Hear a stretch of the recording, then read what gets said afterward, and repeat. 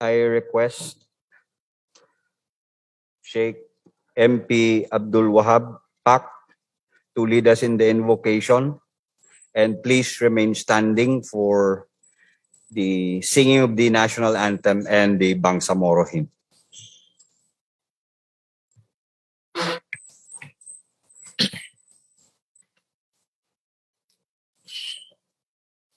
أعوذ بالله من الشيطان الرجيم. بسم الله الرحمن الرحيم. اللهم صل وسلم على سيدنا محمد وعلى آله وصحبه أجمعين. ربنا ظلمنا أنفسنا وإن لم تغفر لنا لنكونن من الخاسرين. ربنا إننا سمعنا مناديا ينادي للإيمان أن آمنوا فآمنا ربنا اغفر لنا ذنوبنا وخطايا كلها. اللهم اغفر لنا ذنوبنا جميعا نعلم أو لم نعلم. اللهم لا تدع لنا ذنبا في هذا المقام إلا غفرته ولا مريضا إلا شفيته ولا حاجة من حوائجنا في هذه الحياة إلا أنتنا على قضايا ربنا.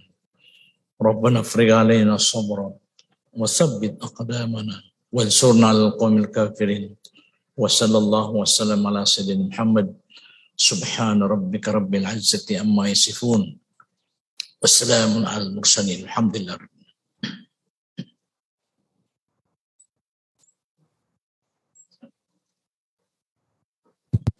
Mga kababayan, ang pambansang awit ng Pilipinas. Kayang magiliw, ewas ng silanganan, alam ng puso, sa titik mo'y buhay. Lupang hinirang, tuyag ka ng magiting, sa mandulupin, di ka pasisigil, sa nagatang tutok sa simoy at sa langit ang bagaw, ay hinatang tulad, awit sa pagkayang minamahal. Ang isang ng patawad mo'y tagumpay na nag-iimig. Ang bituin at karoon niya kailan pa may di magtitingin. Luman ang araw ng walang pagsingka, buhay langit sa piling ko. Ang inigaya na pagkay magami, ang mamatay ng dahil sa'yo.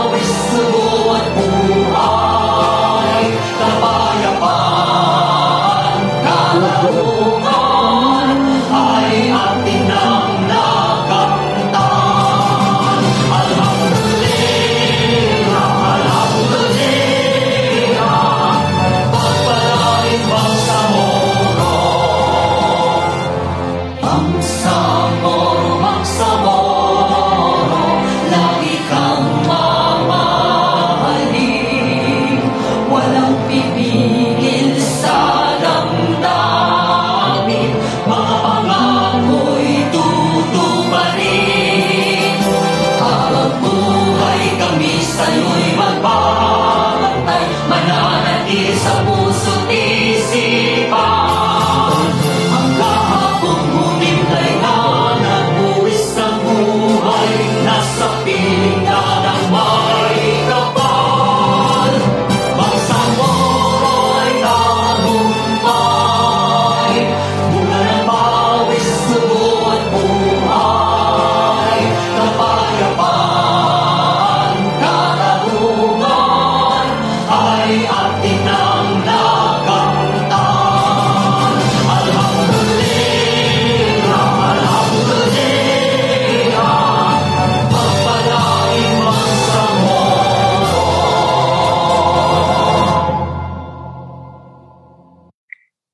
Please take your seat. The Secretariat, please call the roll to determine the existence of quorum for today's business.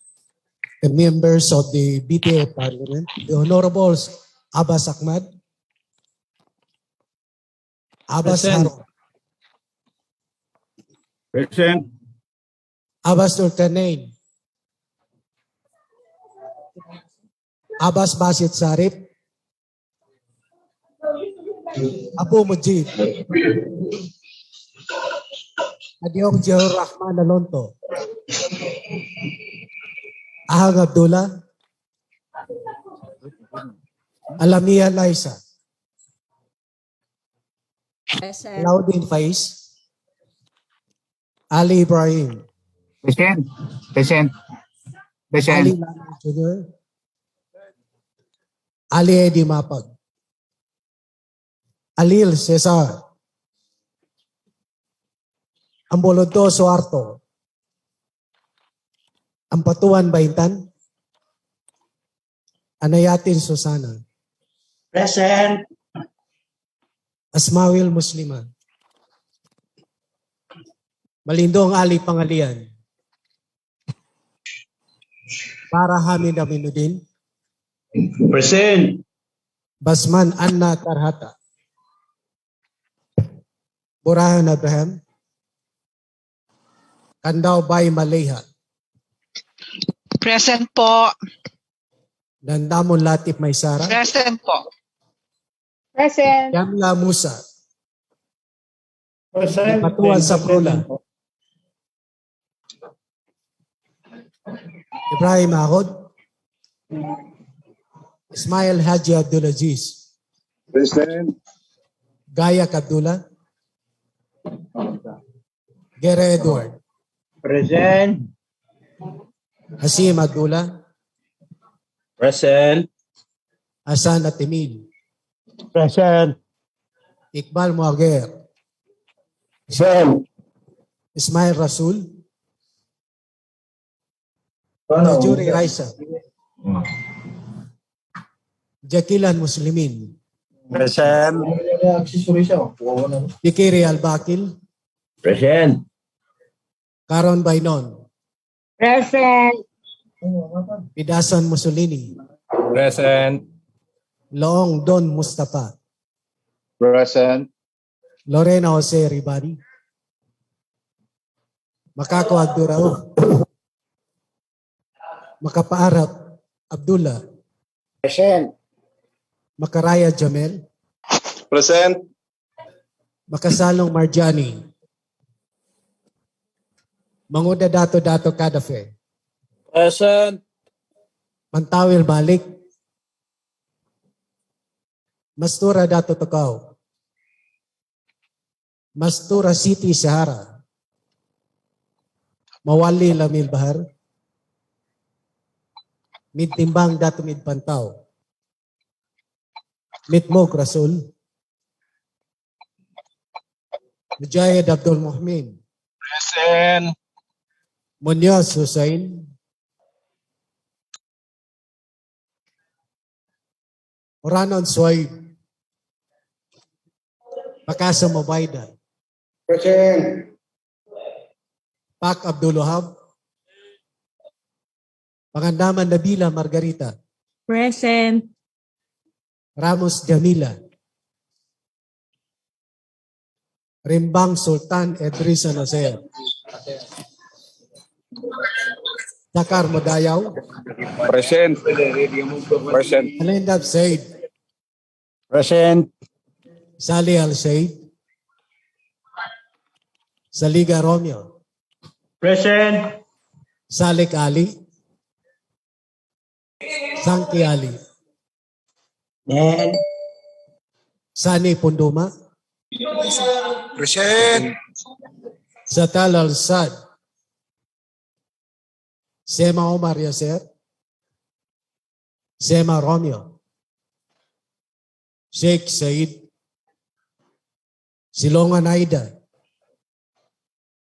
Sulaiman Ali, Tago Paisalin, Tan Abil, Uja Sahi.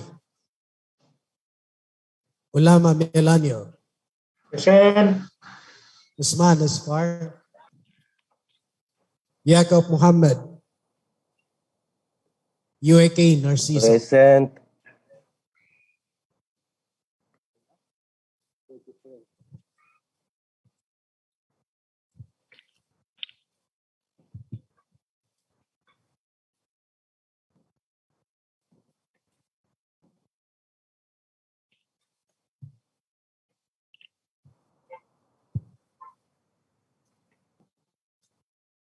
Bismillah wa nasta'in. Mr. Speaker, with 16 members of the Parliament physically responded to the call and 44 responded via Zoom. We have therefore a total of 60 members of the Parliament responded both physical and virtual. We certify the presence of quorum. Mr. Speaker, thank you. With 60 members of the BTA physically in attendance physically and virtually, with the certification of the Secretary General as to the existence of quorum, we will now proceed with today's session. Majority Floor Leader. Bismillahirrahmanirrahim. Honorable members of the Bangsamoro Transition Parliament, Honorable Speaker Ali Pangalian Balindong, Honorable Deputy Speaker Attorney Omar Sema, visitors, Secretariat, friends, Assalamu alaikum wa rahmatullahi wa barakatuh. Mr. Speaker, we are now on item number 7, reading and approval of journal of the previous session. Mr. Speaker, I move to dispense with the reading of journal number 83 of November 24, 2021 session, and I further move for the approval of the same, Mr. Speaker. There is a twin motion to dispense with the reading of the journal number 83 of November 24, 2021, and for the approval of the same. Is there any second? Second. There being no objection, Second. the two motions are approved. Mr. Speaker, we proceed to item number 7, resolutions. May we request the Secretary General to read the first proposed resolution for today's session, proposed resolution number 584, including the title and the authors. Secretary General is directed as requested by the Majority Floor Leader.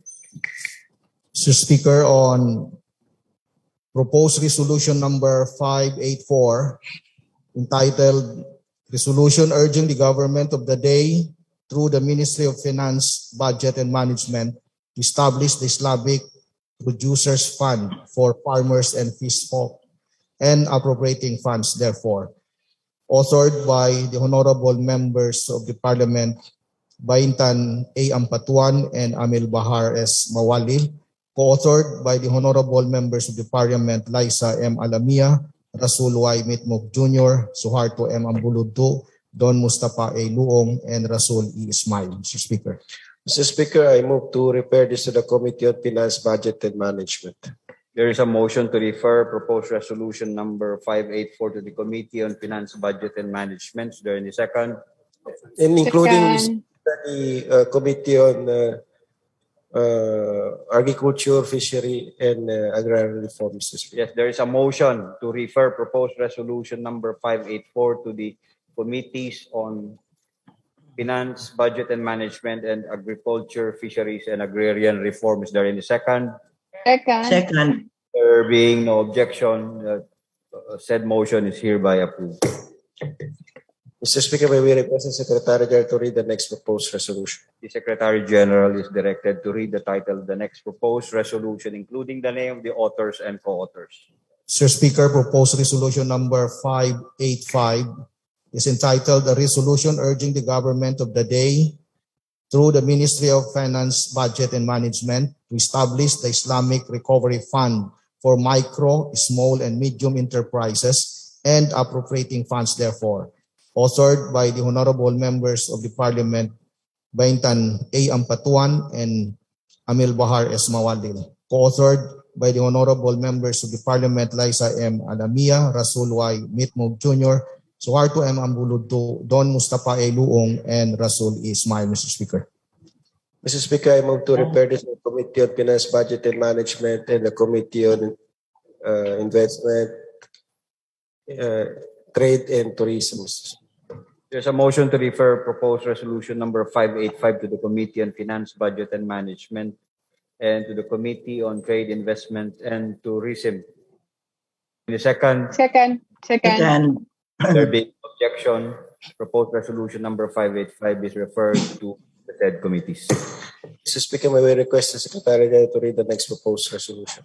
The Secretary General is directed to read the title of the next proposed resolution, including the name of the authors and co-authors. Mr. Speaker, proposed resolution number 586 is entitled Resolution Urging the Government of the Day through the Ministry of Finance, Budget and Management to establish an Islamic Livelihood Fund for transitioning combatants and appropriating funds therefore, authored by the Honorable Members of the Parliament Baintan A. Ampatuan and Amil Bahar S. Mawalim, co-authored by the Honorable Members of the Parliament Liza M. Alamia, Rasul Y. Mitmug Jr., Suharto M. Ambuludto, Don Mustafa A. Luong, and Rasul Ismail, Mr. Speaker.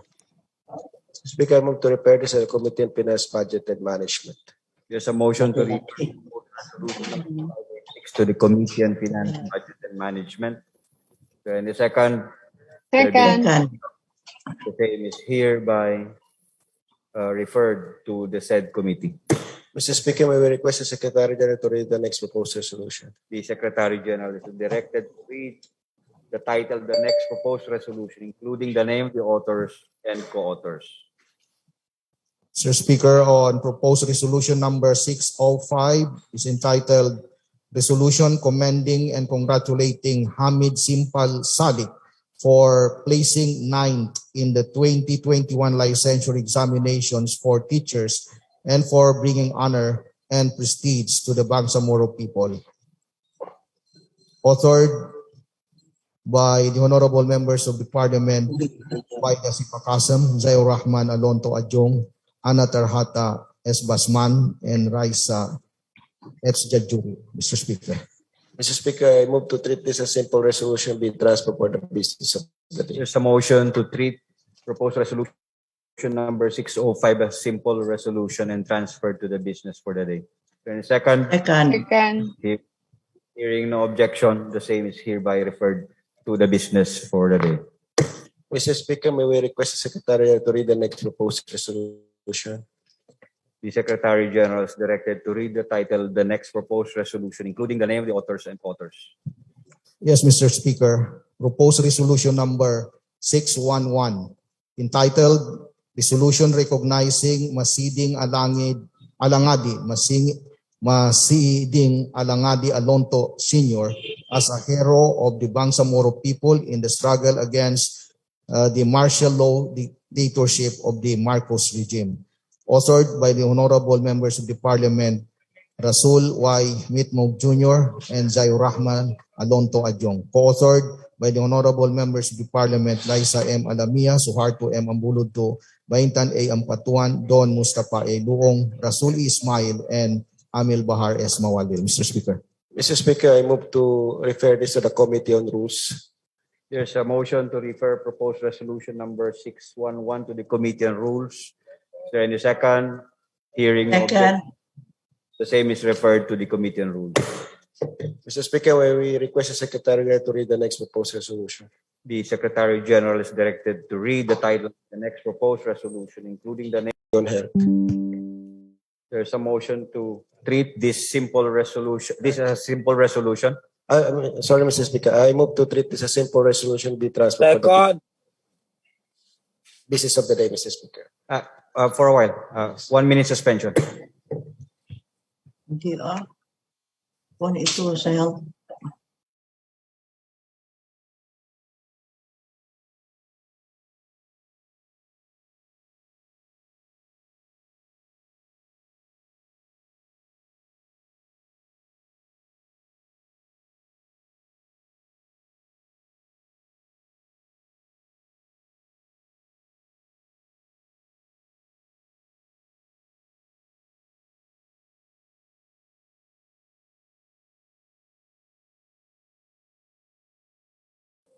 Session.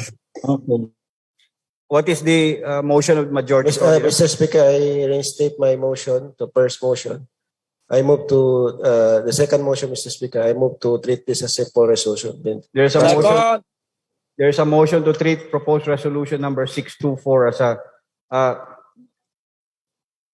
613 as a simple resolution and be transferred to the business for the day. Is there any second? There being no proposed resolution number 613 is transferred to the business for the day. Mr. Speaker, again, may we request the Secretary to read the next proposed resolution. The Secretary General is directed to read the title of the next proposed resolution, including the name of the authors and co-authors. Mr. Speaker, proposed resolution number 624 is entitled "A Resolution Strongly Condemning the Acts of Violence and Indiscriminate Killing of Innocent and Unarmed Civilians in Barangay Gukotan, Pikit, North Cotabato, and requesting the Chief Minister to call for the conduct of a prompt and impartial investigations of the case." Authored by the Honorable Members of the Parliament, Ahmad I. Abbas, Abdullah E. Gayak, Romeo K. Sema, Abdulaziz M. Ismail, and Ibrahim D. Ali, Mr. Speaker. Mr. Speaker, I move to treat this as simple resolution and be transferred for the business of the day. There's a motion. Mr. Speaker, may I be recognized, Mr. Speaker? What is the yes, the gentleman from Pandag, Maguindanao. Yes, Mr. Speaker. I do understand the contention of the good majority floor leader, Mr. Speaker, to treat this proposed resolution a simple resolution, Mr. Speaker. However, based on the title, this is also calling the attention of the Chief Minister to look into this. And maybe perhaps, Mr. Speaker, if the good majority floor leader, this is not to contradict his intention. However, Mr. Speaker, this issue needs to be looked thoroughly and needs to have a proper attention from the government of the day, considering, Mr. Speaker, that it has a very broad issue, as well as the security and the welfare of the Bangsamoro people outside farm. So if the good majority floor leader will allow that this proposed resolution will be referred to a proper committee, so that from there, Mr. Speaker, the other members of the Parliament could also participate, and maybe perhaps there are some suggestions to strengthen, Mr. Speaker, itong ninanais ng resolution. At hindi lamang po yan, Mr. Speaker. Kailangan po na i-call ang attention ho ng Human Rights Commission ng Bangsamoro, as well as the Human Rights Commission National, to look into this. Dahil ayaw ho natin Mr. Speaker. May I respond, Mr. Speaker? Yes. The pleasure of the majority floor. Yes, Mr. Speaker, I understand the concern of MP Kadapi Mangodadato, Mr. Speaker, but the title of the resolution, in fact, there are two resolutions on this the same subject matter, Mr. Speaker, and this is the passage of a resolution calling for or condemning the acts that was committed in Gukutan, Pikit, Maguindanao. As of this time, Mr. Speaker, ay wala pa po tayong naipasang resolution na condemning yung acts, Mr. Speaker. But yung investigation ay meron na pong resolution ang ating good MP si Susana Nayatin na calling for appropriate government agency para tumawag ng investigation. Ang ipapasa lang po natin dito sa plenary na to, Mr. Speaker, ay yung resolution na nagko-condemn doon sa nangyaring violence acts doon sa Gukutan, Pikit. And separate na po yung resolution para doon sa investigation, Mr. Speaker.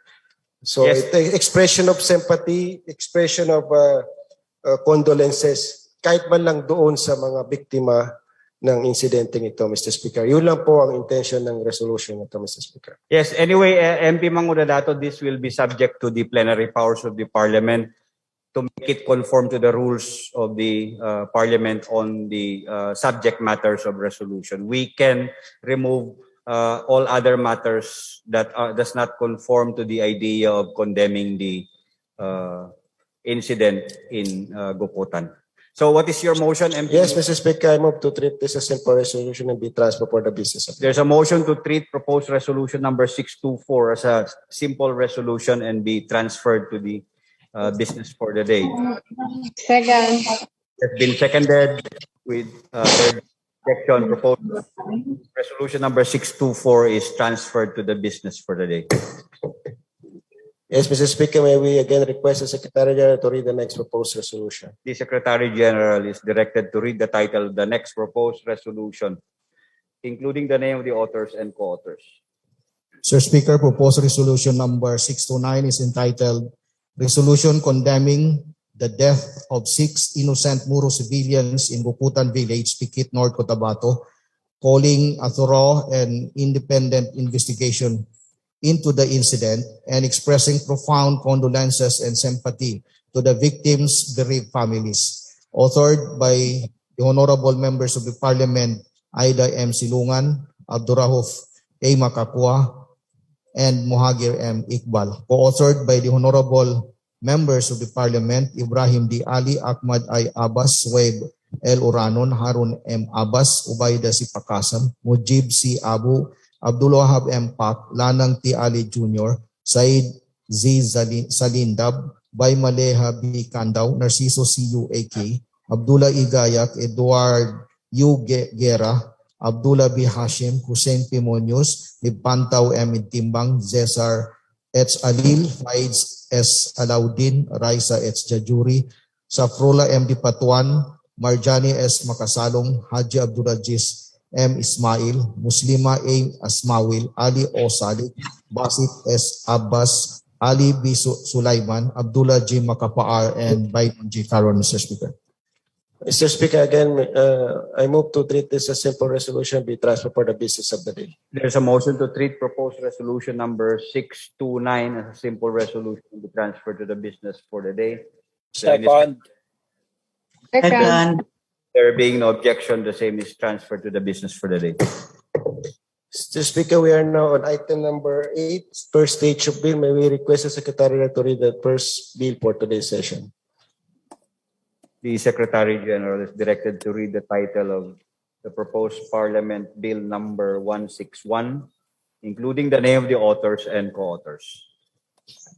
Sir Speaker, on proposed BTA Parliament Bill number 161, entitled An Act Creating the Bangsamoro Research and Development Authority, defining its powers and functions and appropriating funds, authored by the Honorable Member of the Parliament, Amil Bahar S. Mawalil, co-authored by the Honorable Members of the Parliament, Liza M. Alamia, Baintan A. Ampatuan, Rasul Y. Mitmog Jr., Suharto M. Apuludto, Don Mustafa A. Luong, Rasul E. Ismail, and Abraham Tiburahan, Mr. Speaker. Mr. Speaker, this is a private member bill. Any members of the Parliament who signify the interest as co-authors may just fill up the co-authorship form that was distributed before the starting of this session. Mr. Speaker, may we request the Secretary to read the next Parliament bill on the first stage of bills, Mr. Speaker. The Secretary General is directed to read the title of the next Parliament Bill number 165, including the name of the authors and co-authors. Mr. Speaker, on proposed BTA Parliament Bill number 165 is entitled An Act to Promote and Protect the Rights of Human Rights Defenders in the Bangsamoro Region, authored by the Honorable Member of the Parliament, Amil Bahar S. Mawalil, co-authored by the Honorable Members of the Parliament, Liza M. Alamia, Baintan A. Ampatuan, Don Mustafa A. Luong, Rasul E. Ismail, and Abraham Tiburahan. Arno mas nona. A private member bill. Any members of the Parliament who would like to be signatories? Ano na, ko-author ako sa tapos na. That was distributed before this session. Mr. Speaker, may we respectfully recognize MP Attorney Tarhata Basman to deliver her personal and collective privilege as being members of the Bangsamoro Transition Authority Parliament, Mr. Speaker. MP Attorney Tarhata Basman, Mr. Speaker.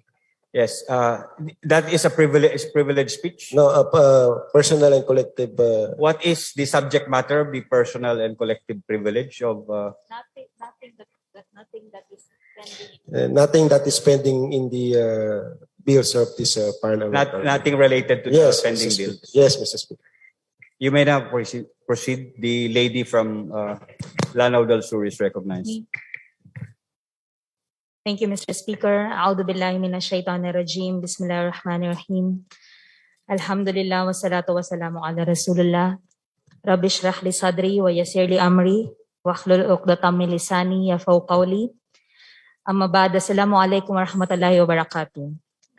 The Messenger sallallahu alaihi wasallam, peace be upon him, was quoted to have said, "Whosoever of you sees an evil, let him change it with his hand. And if it is not able to do so, then with his tongue. And if he is not able to do so, then with his heart. And this is the weakest of faith." Mr. Speaker, dear colleagues in the Bangsamoro Parliament, I rise on the occasion of personal and collective privilege to air sentiments that might have been missed in the discussions of a law that not only affects our communities, but goes to the very heart of our practice of our faith. Republic Act number 11596, otherwise known as an act prohibiting the practice of child marriage and imposing penalties for violations thereof. Mr. Speaker, for starters, let me clarify that by this, we did not mean to diminish the noble intentions of the framers of the law, them being elected officials and us being merely appointed, and the work that they've undertaken in its passage. We recognize the challenges of lawmaking, especially one conducted at the time of a pandemic, where widespread consultation becomes an even greater difficulty. We are all too familiar with that, Mr. Speaker, as a region that unfortunately does not have the necessary infrastructure for seamless virtual interactions, and where we ourselves find it hard to reach our remotest localities for their input. But where we find handicap in our lack of facilities, we are propped by the varied representation of sectors reflected by the composition of our own assembly. And this is my main premise, Mr. Speaker, that on this particular issue, there is merit in listening to our voice or voices as a parliament. Let us first look at the features of the law. What does it say? As I mentioned, the intentions are noble. It recognizes the vital role of the youth in nation building and promotes their physical, moral, spiritual, intellectual, and social well-being. It recognizes the role of women in nation building and protects and promotes their empowerment and seeks to abolish unequal structures and practices that perpetuate discrimination and inequality.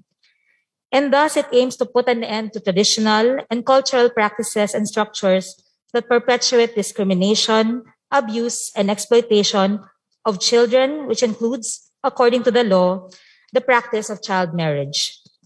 It goes on to conclude that child marriage is a form of child abuse as it debases, degrades, and demeans the intrinsic worth and dignity of children. But who is a child? Again, according to the law, anyone who is under the age of 18 years or one who is over 18 but has some physical or mental disability or condition that renders them unable to fully take care and protect themselves from abuse, neglect, cruelty, exploitation, or discrimination. So going into the meat of it, Mr. Speaker, what does this law do? It not only makes marriage among those falling under the definition of children illegal or non-existent in the eyes of the law, but also criminal. Parents who facilitate such a marriage shall be imprisoned and fined and may perpetually lose parental authority over their offspring. The solemnizing officer to this marriage is likewise penalized under the law. And what is clear is that this is deemed a public crime, meaning any individual, not just the young couple, may initiate the filing of criminal cases against the parents and the solemnizing officers. Unfortunately, Mr. Speaker, this law has been signed by the President last month. Yet we have some reprieve as a transition period of 1 year takes the marriages of Muslims and indigenous peoples from the penal provisions of the law. Mr. Speaker, my objection to the law springs from two main arguments, both taken from our Constitution. One, our autonomy as a region on matters within our realm. And two, for those living outside the region, the guarantee of religious freedom to us as individual citizens of this country. The former, meaning autonomy, not only read from the text of the fundamental law, but also within the context of years of armed struggle for self-determination, culminating in the signing of the Comprehensive on the Bangsamoro, and now taking root through our parliamentary form of government. The latter's importance on religious freedom, interpreted in its various iterations in our public policies, laws, and jurisprudence, which even gave us the concept of benevolent neutrality and the like. Those of us who are students of the law would know that the Supreme Court has once recognized the dissolution of a marriage and eventual union with another by a person belonging to a certain religious order, despite the same not being allowed by our laws. This is how accepting our legal system is of our diverse religious practices in the country, until this law. But before we get ahead of ourselves, first, on the issue of autonomy. It is a concept defined and protected by the 1987 Philippine Constitution. Understanding that the culture and history of certain peoples in the country are distinct from those lived by mainstream society, the framers of the Constitution mandated the creation of autonomous regions, leaving to the wisdom of their respective institutions the legislative authority over a clear enumeration of subject matters. Thus, there is the Bangsamoro, expected to exercise authority over, among others, personal, family, and property relations, which includes the subject matter of marriage. While the Constitution does qualify this lawmaking power with consistency with national legislation, prior to this law, the Philippine legal framework adopted a stance of respect for practices under the Islamic faith in the form of Presidential Decree number 1083 or the Code of Muslim Personal Laws. Yet the Bangsamoro, Mr. Speaker, is no ordinary entity. It is a product of years of negotiations between the government and the Moro Islamic Liberation Front and builds upon the gains from the peace process with the Moro National Liberation Front. Its creation is a strong statement of assertion by one and recognition by the other that for certain governance matters, the national government, including the legislature, will take a step back and leave them to what is presumably the sounder discretion and more grounded wisdom of regional authorities. Again, testament to this is the provision in our Bangsamoro Organic Law that empowers its parliament to enact laws on personal, family, and property law jurisdiction. This organic law, likewise a national law, the BOL, has undergone widespread consultation within and outside the region, numerous public hearings in both the 16th and 17th Congresses, and ratification in a plebiscite conducted on two separate occasions. Now, just around 3 years later, it is being restricted and redefined by a law that underwent merely the ordinary route for legislation. This conflict of jurisdictions, a national criminal law that infringes on the civil authorities of the region, could have been prevented, mitigated, or at the very least discussed had we worked for the timely institution of the Philippine Congress Bangsamoro Parliament Forum. Unfortunately, while our composition from the Bangsamoro Parliament is ready, we are until now awaiting the appropriate action of our counterparts in the National Congress.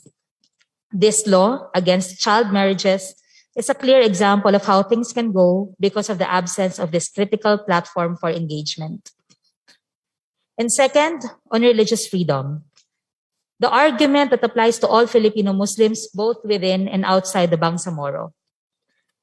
Just a disclaimer, I am only a student of Islam, a simple adherent. I will not deign to make pronouncement on issues that are best heard from our religious learned, our ulama. But even as a simple Muslim, a few things are clear to me. That Islam only recognizes one halal or permissible relationship of that nature between a man and a woman, and that is marriage. And as a famous saying within Muslim communities go, when you make the halal impossible, you make the haram probable. Number two, that our faith recognizes biological developments in both genders, boys and girls, that trigger acknowledging the legal effects of their actions. And that this is not contingent on attaining a certain age but is distinct from one physio-psychological state to another. This includes permitting, not forcing, them to enter into marriage as soon as they are physiologically, mentally, as well as financially ready. All of these factors likewise differ from one person to another. Number 3, it encourages full participation of the youth, man or woman, in civic and societal life, without one's marriage being an impediment or a deterrent. It celebrates and protects marriage and the families built upon them, and yet one's fate is not sealed by decisions made in earlier parts of our lives, as divorce is also permitted, again, not forced. Mr. Speaker, honorable colleagues, this law, I argue, goes into the heart of these basic principles of our faith. First, it not only discourages, but in fact penalizes those who intend to take the more responsible route of marriage over other non-marital relations. The route that not only carries with it obligations, but also vests rights to the couple as well as the children born therein. I don't suppose we imagine that our young are or can be without contact or interaction until the age of 18. I don't presume we expect that even. In fact, at present, our legal age for sexual consent is at 12, and the lobby is to raise it to 16, not 18. So to me, the message of the law to our young, including those in our communities, is this: do what you want according to what is natural, make friends, form relationships with your peers, just don't get married. While this is acceptable for some, it is not for others, particularly the Muslims. Second, as material to the discussion is the issue of consent, this law presumes lack thereof and denies agency for those under the age of 18. It means that one who is, let's say, 17 years and 10 months of age is incapable of deciding for himself or herself his or her own readiness to enter into a marriage.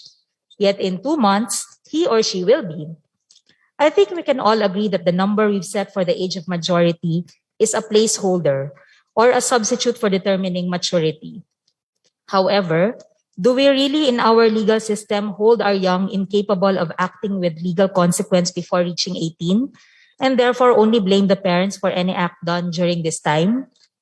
No. For as soon as one hits 15, for example, we say a quote-unquote child is directly responsible for his or her criminal acts provided discernment is established. Hence, a level of maturity, even at the tender age of 15, is already possible and recognizable in our laws. Shall we grant this benefit of respect to the intellect of the child when a crime is committed, but not if the action amounts to tying himself or herself to another in marriage? Third, we presume in these unions the worst in their parents and readily and easily attribute child abuse to them.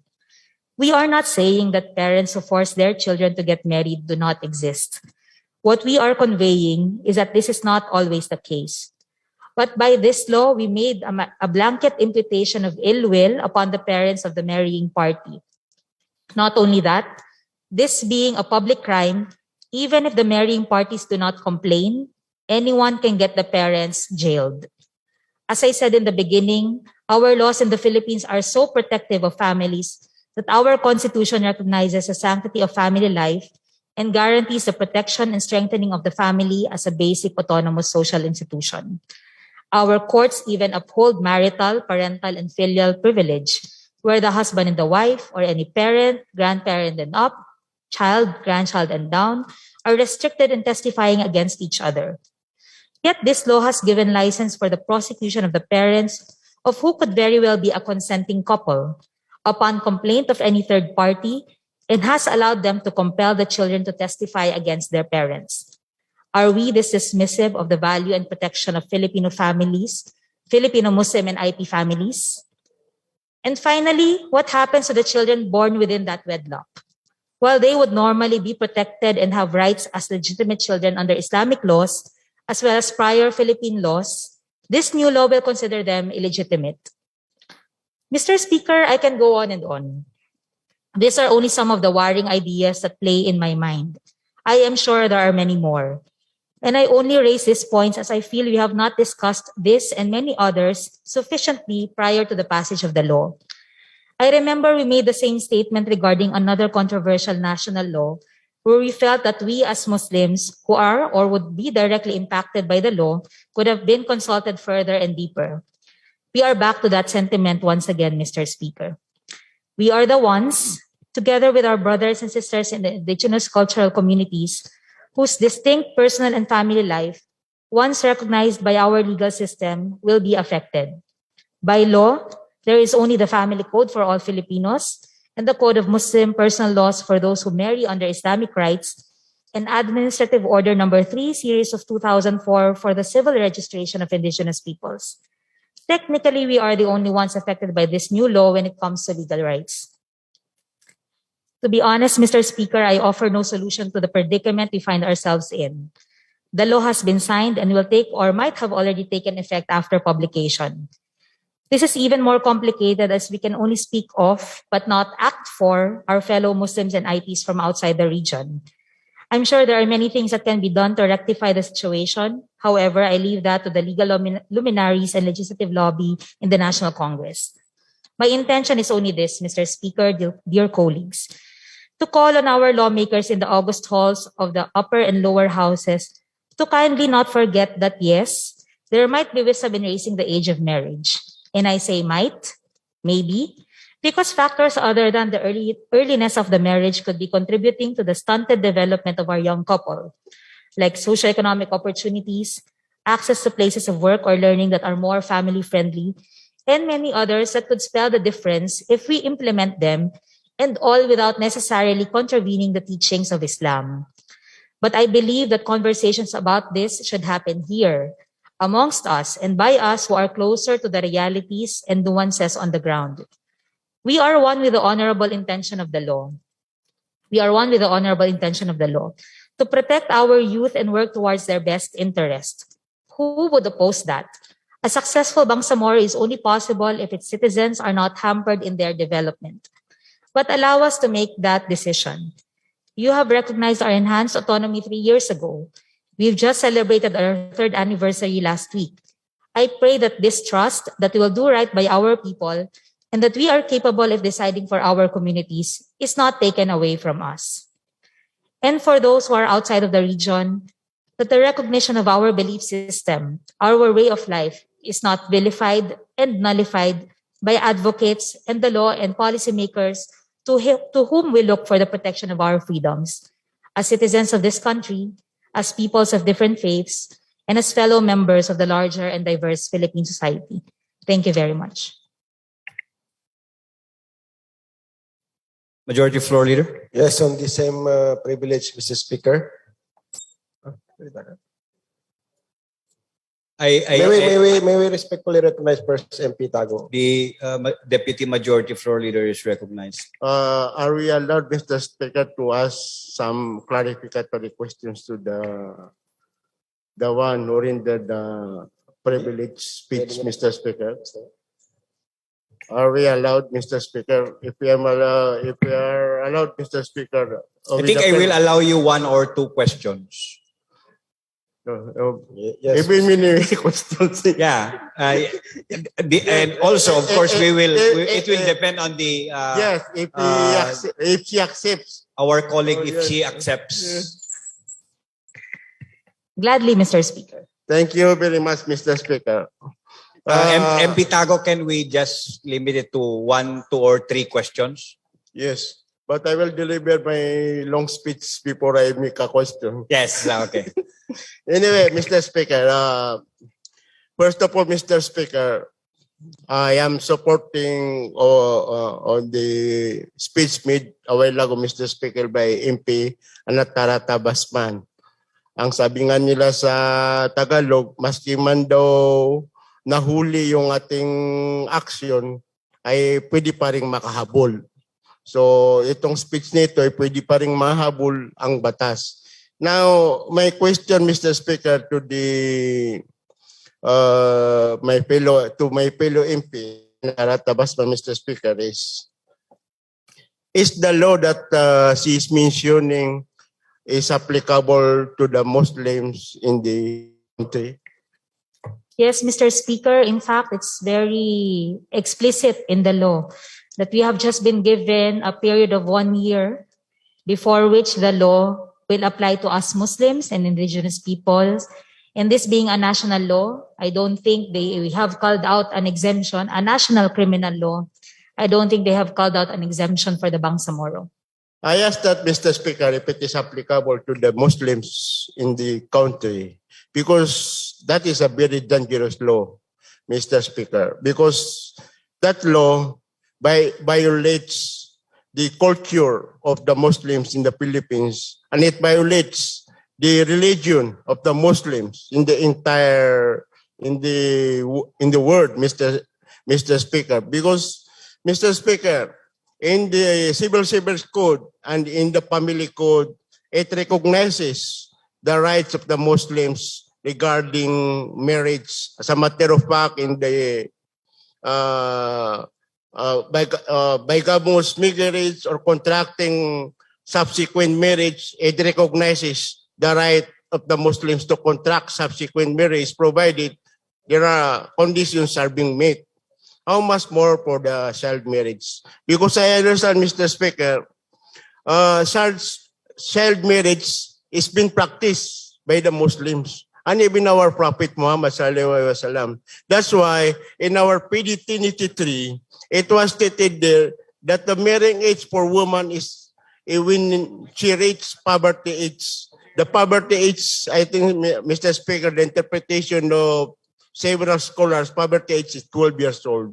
So if we apply this law, Mr. Speaker, it will be a dangerous precedent for us because the law has a penal provisions. It will not only penalize who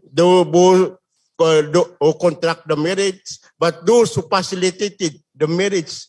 For example, ako ang pumunta doon, nag-witness sa kasalan ng dalawang batang maliliit dahil magkakaroon ng rido pag hindi kinasal yung dalawang maliliit na bata below 18 years old, pati ako may kasalanan. Pero I am obligated to go to that wedding ceremony because there might be a rido within the family. Mas malaki ang consequences. So, Mr. Speaker, there must be a unanimous stand in the Parliament. Yung sabi ko nga, Mr. Speaker, mas nahuli man dahil naging batas na yan, pwede pang mahabol kasi may transition period na 1 year. So, Mr. Speaker, my question to my colleague, Mr. Speaker, what action that she has in mind in order that the provision on child marriage, insofar as the Muslim is concerned, can be rectified by our Congress of the Philippines, Mr. Speaker. Mr. Speaker, before answering that, this goes to show, Mr. Speaker, that there are many nuances and many opinions on the marriageable age among the Muslims. That's only the Muslims. We haven't even heard from our colleagues from the indigenous cultural communities. And as I said in the speech, that conversation can be exhausted, can be given its proper weight, proper nuance, and proper time. Had that conversation occurred here in the Bangsamoro Parliament, especially as far as the Bangsamoro is concerned. On what steps we can take, again, the law has been passed. We've only been given that reprieve of 1 year. There is no other way, Mr. Speaker, but to have the law amended or have the law questioned in the proper jurisdiction, proper venue, for it to be suspended or invalidated in its application as far as the Muslims are concerned. On the ground primarily, Mr. Speaker. And the Supreme Court has upheld this many times over and has respected this many times over on the ground of religious freedom. Thank you very much. Can we file a declaratory relief even within 1 year, the transition period, or we have to wait for the 1 year to lapse? Mr. Speaker, I think we can think of many ways. Perhaps one is what you have mentioned, but there's a lot of legal avenues for us to take for this measure. Epitago, you may proceed. Yes, on that aspect, Mr. Speaker, we can amend we can file petition in the Supreme Court to declare certain provision in the law nullified. Because firstly, Mr. Speaker, this is my legal opinion, it violates the Bangsamoro Organic Law. Because the Bangsamoro, the only superior to Bangsamoro Organic Law is the Constitution, Mr. Speaker. And the national law cannot amend Bangsamoro Organic Law. That is the only remedy that I can think of. But nevertheless, Mr. Speaker, wag po natin itong tulungan, Mr. Speaker, itong sinabi ng ating kasama dito na pagtulong-tulungan natin pansinin ito kasi lahat tayo magiging apektado. We know that we are all affected. Lahat tayo nakakatin ng kasal, nang alam natin yung kinakasal ay underage. Baka lahat tayo dito makulong. Makasuhan dito lahat. So that's all, Mr. Speaker. Thank you very much for giving time to this representation for allowing me to question the one who rendered this privilege speech. Thank you very much. Assalamualaikum warahmatullahi wabarakatuh. MP Roselo Reyna, Mr. Speaker. The gentleman from Sulu is recognized. Thank you, Mr. Speaker. Thank you, Majority Leader. Of course, with the kind indulgence of our colleague, MP Ana Basman, will you be willing to answer some few questions? Yes, Mr. Speaker. But before I ask the question, I'd like to manifest that I am in full support of the arguments and the statements given by our colleague. Will you not move for to put the speech of... I will after, Okay. Mr. Speaker. First, my question is, will the law 11596, an act prohibiting the practice of child marriage and imposing penalties, amend Article 10, Section 3, Section 1, Section 3, and Section 5 of the Bangsamoro Organic Law? That's my first clarification. Will it amend? Insofar as it affects limits the jurisdiction, legislative authority of the Bangsamoro Parliament, when it comes to the subject matter of the law, then yes, it makes that amendment. Thank you. So it will now foreclose the Bangsamoro Parliament for legislating on a marriage which goes beyond that law as provided by that law. Am I correct? That is correct, Mr. Speaker. Now, we have belabored so much on the Bangsamoro Organic Law, and we have contended that this is a superior law than any national law. A reason for the creation of the Bangsamoro Parliament Congress Forum to avert any miscoordination.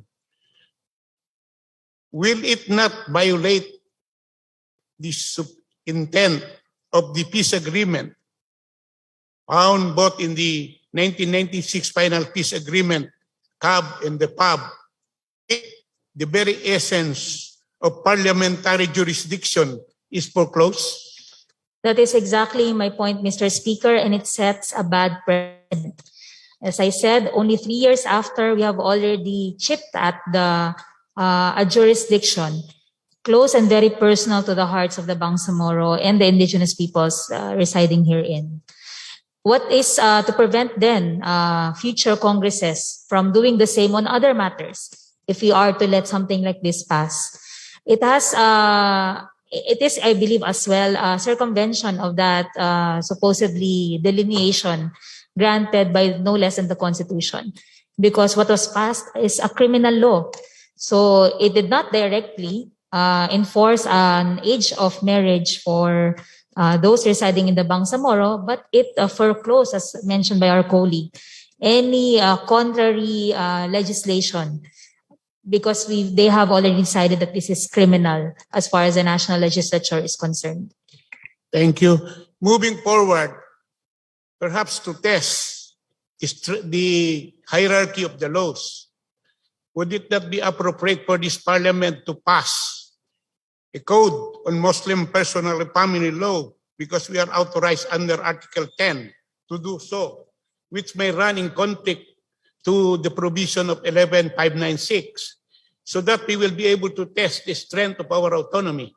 Moving forward, will you agree, my colleague, on the necessity for this parliament to craft up a legislation which would run to the very heart of autonomy, which is the passage of a legislation of Muslim personal laws, so that we can test the strength and the hierarchy of the laws? That is well within our mandate, Mr. Speaker, to pass a law specifically, not just in the BOL, but in the Constitution, to pass a law on personal, family, and property relations. What its effects will be, how it will be treated in the higher courts, in the Supreme Court, is something that is left to our imagination. Hoping that all branches of government, the executive has done so, the legislature has done already in the passage of the BOL, but has been waylaid in this new legislation, but also the Supreme Court respects the autonomy granted by the Constitution and the result of struggle for self-determination of our peoples. Thank you, because if I think my colleague will agree, in order to trigger, they say offense is the best defense. So if we pass a personal code which might run counter, it will force Congress of the Philippines to organize the Bangsamoro Parliament and Congress Forum in order to avert a different law. In that way, we will be able to deliberate and discuss the essence of 11596 together with the Bangsamoro Parliamentary Bill or law that would define marriage age within our personal and family code. Would you agree? That is a reasonable presumption, Mr. Speaker. Thank you again. I would like to manifest that the privileged speech of our colleague and our, of course, lady colleague will be put into the records of this chamber, Mr. Speaker. Thank you. The Secretary General is directed to include in the records of the Parliament the privileged speech of MP Ana Basman and include it in the journal of today's session. And also, may we request also that this speech of MP Ana Basman be included in the monthly report of the Speaker to the Senate and the House of Representatives. Mr. Speaker, just a short manifestation before we proceed to the our next colleague. While we can be offensive in our strategy as to the implementation of that criminal law to within our territorial jurisdiction, this, however, does not take care of the concern of those living outside of the Bangsamoro. And our call in the speech as well includes them, because we have a lot of Bangsamoro, we have a lot of Filipino Muslims, not just Bangsamoro. The reverts are also affected by these provisions of the law. Thank you, Mr. Speaker. Yes, Hiwudya, you're recognized. thank you, Mr. Speaker, Mr. Majority Floor Leader, my colleagues in this Parliament. Assalamu alaikum. Before I submit one or two questions to the floor or to my colleague, I would like to register my opinion and sustain my objection personally and collectively to that already signed law in the Philippine Congress and it being now a law. Because my basis is what is already permissible in Islam cannot be put to sideline by any law of this land. Because marriage in Islam has to be legally allowed at the very start of puberty age for the lady or those who are going to be solemnized into marriage. So my point is, if this chamber can still has the power to file a bill and become a law to ask exemption for the implementation of that national law, or if, because I am aware of strong resistance in the Muslim communities, Mr. Speaker. I am sure. MP Uja, is there a question that you would want to direct Yes, to MP Basman? if my colleague is allowing me to question, if she is in favor Yes. of coming into that move and use this, I mean, ask the help of the parliament members to do the work of coming up with the bill in the near future of not exactly opposing that law, but asking exemption from the national consideration. I understand, Mr. Speaker, the proposition of our colleague. However, our regional law, whatever we pass in the Parliament, is not an exemption. Cannot effect an exemption automatically over national law. That is why I have raised this issue that our appeal is for National Congress, both the House of Representatives and the Senate, that when they make laws, number one, that affects our autonomy, there is a platform provided by the law that they pass themselves. The Bangsamoro, the National Congress, Bangsamoro Parliament Forum, wherein we could have discussed this and averted this very situation.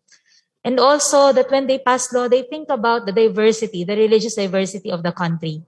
And that includes our definition of a child, the importance we put on marriage over and above other forms of relationships. So those things, Mr. Speaker, are what we appeal for in our legislators and our lawmakers.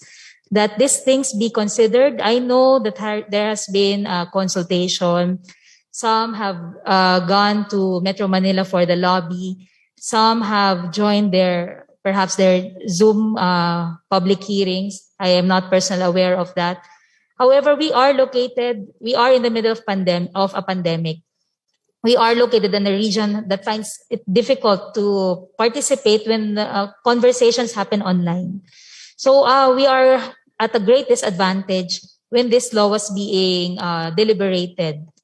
And yet we are the ones who are greatly impacted by this legislation. So those are my appeals, Mr. Speaker. Unfortunately, nothing that we do in the Parliament, in the Bangsamoro Parliament, can serve to amend or change the text of a national law, Mr. Speaker. Yes, Mr. Speaker. Another point, the message from our ulama, which I bring to this attention, because of the penal provision of this law, some, if not all, the ulamas are hesitant now to do the ceremonial or the ritual doing of marriage because they are apprehensive or even afraid of being penalized by that law. So this, they said, is un-Islamic on their part. Well, that is just a message. Thank you for giving me the time to voice out that, Mr. Speaker. Thank you very much. Mr. Speaker, I thank our colleague, and just to respond to that, I think that is the point of the law, to deter the family members, all of those attending these weddings, all of those solemnizing such unions from doing so. It, however, goes into our moral compass, as Our way of life. Our way of life, as you say. Our moral compass. Again, we put premium to protecting our communities from relationships outside those that are considered halal. And that is only marriage as far as relationships of that nature between a man and a woman is concerned. We also have a different definition of child. We also have a different, in Islam, we also have a different standard for when to consider somebody capable of doing actions with legal consequences. And that again goes into the heart of our religion. The fact that the ulama are already hesitant to perform basic religious obligations is a demonstration of the impact of this on our religious freedom, Mr. Speaker. Majority Floor Leader. Mr. Speaker, we have members of the Parliament in Zoom would like to ask questions of the Mr. Speaker, may I first respectfully recognize the minority floor leader to be followed Yeah, by the minority floor leader is MP recognized. Maysara, MP Don Long, and MP Saprola Dipatuan, Mr. Speaker. Thank you, Mr. Speaker. Thank you, Mr. Majority Floor Leader. I hope I am audible. If I may proceed, Mr. Speaker. The lady from Lanao del Sur is ready to answer your queries. Thank you, Mr. Speaker. Thank you to the MP Ana Basman for allowing questions. Mr. Speaker, the privileged speech was indeed a very heavy speech that tackled a very sensitive matter. Now, my question is on some of the pronouncements that were mentioned by MP Ana Basman from Lanao del Sur. She said that this law that was passed at the national level that prohibits child marriages affects our autonomy. I would like to confirm before I continue with the next question, Mr. Speaker, if this is her position, that law affects the autonomy of the BARM. Yes, Mr. Speaker. Thank you, Mr. Speaker. She also said that law violates the religious freedom of the Muslims in the country. I would like to confirm if that is her position, Mr. Speaker. Yes, that is correct, Mr. Speaker. Thank you, Mr. Speaker, and that it is also her opinion that there is a different definition as to who is a child in Islam compared to what is the definition of a child under Philippine laws, and I suppose even under international law and also the laws of other countries. Mr. Speaker, I'd like to confirm if that is her stand. Yes, Mr. Speaker, I made that statement. As again, I mentioned in the midst of my speech, I will not deign to know religious precepts on this. I leave that to the religiously learned. However, Mr. Speaker, it is clear to me that in Islam, the age by which legal consequence for actions are recognized, meaning we are taken out of that hold of being a mere child, is different. It's not set at 18, Mr. Speaker. Thank you, Mr. Speaker. And the basis for this, the legal basis for this stand with respect to the definition of a child and the legal age or the marriageable age is based on, I presume, based on what you have stated, on the Code of Muslim Personal Laws or PD 1083, Mr. Speaker? Not necessarily, Mr. Speaker. Again, the Code of Muslim Personal Laws is only the domestic legislation that interprets Sharia for us or Islamic law for us. However, it is not the perfect replication of what the Sharia contains. So I am not saying that the legal definition of child as far as Islam is concerned is that one indicated in PD 1083. Thank you, Mr. Speaker. So considering that, and we are actually discussing, we are now into the realm of Sharia law.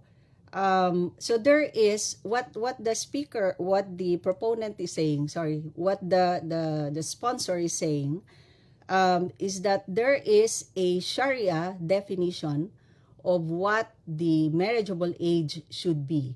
And it is not just what is found under the CMPL, but it's more than that.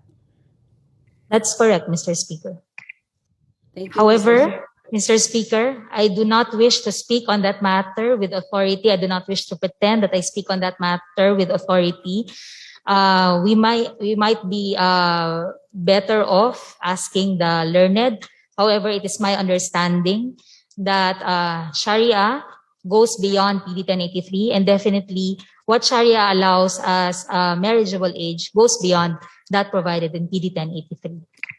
If I may proceed, Mr. Speaker, considering these pronouncements, Mr. Speaker, I would like to know if MP Basman is aware that the age of marriage in Malaysia is 18 years old for the males and 16 years old for the Muslim females, which is different from what is found in the Bangsamoro or for the Muslims in the Philippines. Are you aware that Yes, Malaysia Mr. is Speaker. aware the age of marriage? Yes, I am aware, Mr. Speaker, that there are indeed Muslim countries whose age of marriage are 18 and whose exemptions therefrom are permissible through certain channels. However, Mr. Speaker, Malaysia is a Muslim country. Therefore, its legislature is mostly composed of Muslims. And therefore, when they decided on setting an age of marriage, it was decided with the backdrop of Islam in mind. And that, I think, Mr. Speaker, is the point of my speech that was largely absent in the deliberation of this national law. While I think in the discussions post the enactment of the law, we have heard its implications, its direct impact on the Muslim community. Prior to that, Mr. Speaker, we did not have as wide a discussion on this within our communities. And that is what is missing, and that is what makes us different from these Muslim countries, where the age of marriage is set at 18 and 16 or any others, Mr. Speaker. Thank you, Mr. Speaker. I did not ask for that question, Mr. Speaker, and may I request that the sponsor of the privileged speech be responsive to the questions that I'm asking, Mr. Speaker. Considering Minority Floor Leader, I think Mr. she answered your question. I think the question, if I am correct, is whether I am not done yet with my question, Okay. Mr. Speaker. If I may finish. And so, considering that Malaysia is a predominantly Muslim country, Indonesia is also a predominantly Muslim country, Saudi Arabia is a predominantly Muslim country, Turkey is also a predominantly Muslim country, and they have all legislated Muslim personal laws that say that the age of marriage should be 18 years old. Considering that the proponent has said that this law that prohibits child marriage in the Philippines, as defined under Philippine laws and international law, which is it should be the age of marriage should be 18 years old and above. There are exemptions in some predominantly Muslim countries, but generally they use the age 18 or 19 or even 21 years old, including the Kingdom of Saudi Arabia. But the proponent has said that this kind of legislation violates the religious freedom of the Muslims. Mr. Speaker, I would like to know from the proponent, are we talking of the same Muslims that are found also in other countries, Mr. Speaker?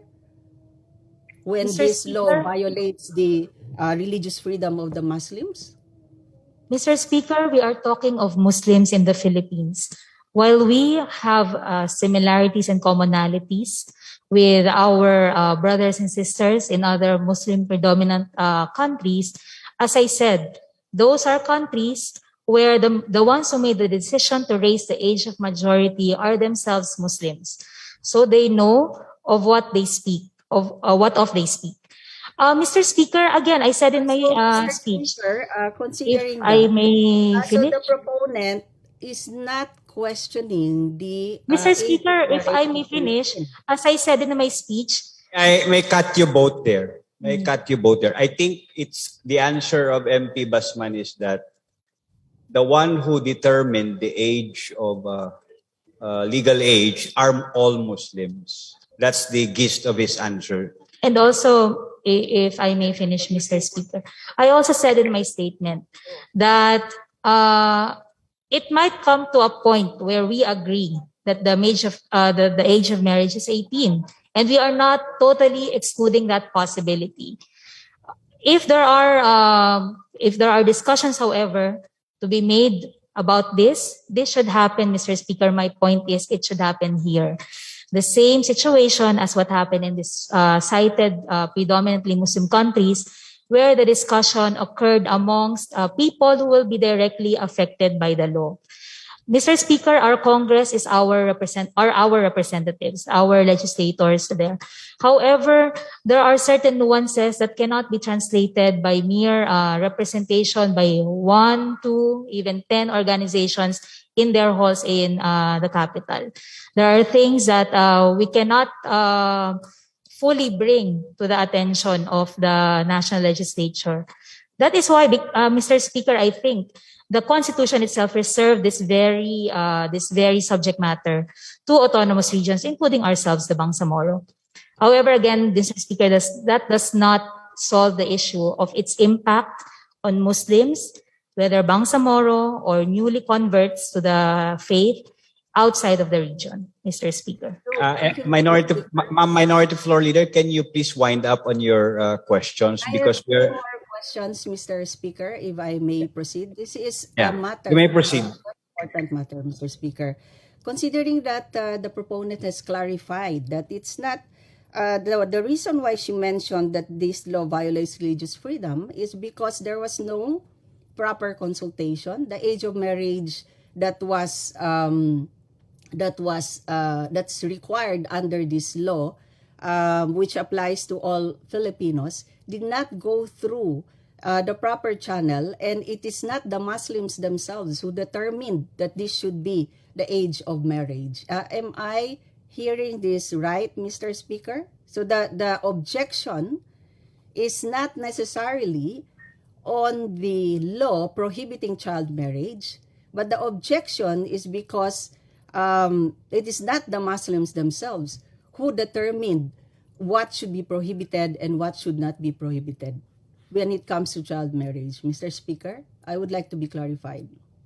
Mr. Speaker, I would not like to repeat all of my points in the speech, but that is not the reason, the argument for the religious freedom infringement in my speech.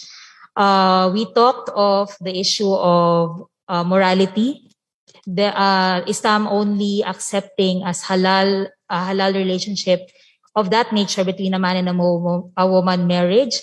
I talked during the interpellation of one of our colleagues about the restriction now being imposed upon our ulama in exercising their religious obligations to solemnize marriages, which are allowed by Islam because of this law. So no, Mr. Speaker, it's not the lack of consultation or the lack of grounded deliberation and legislation that I am anchoring my argument against on religious freedom upon.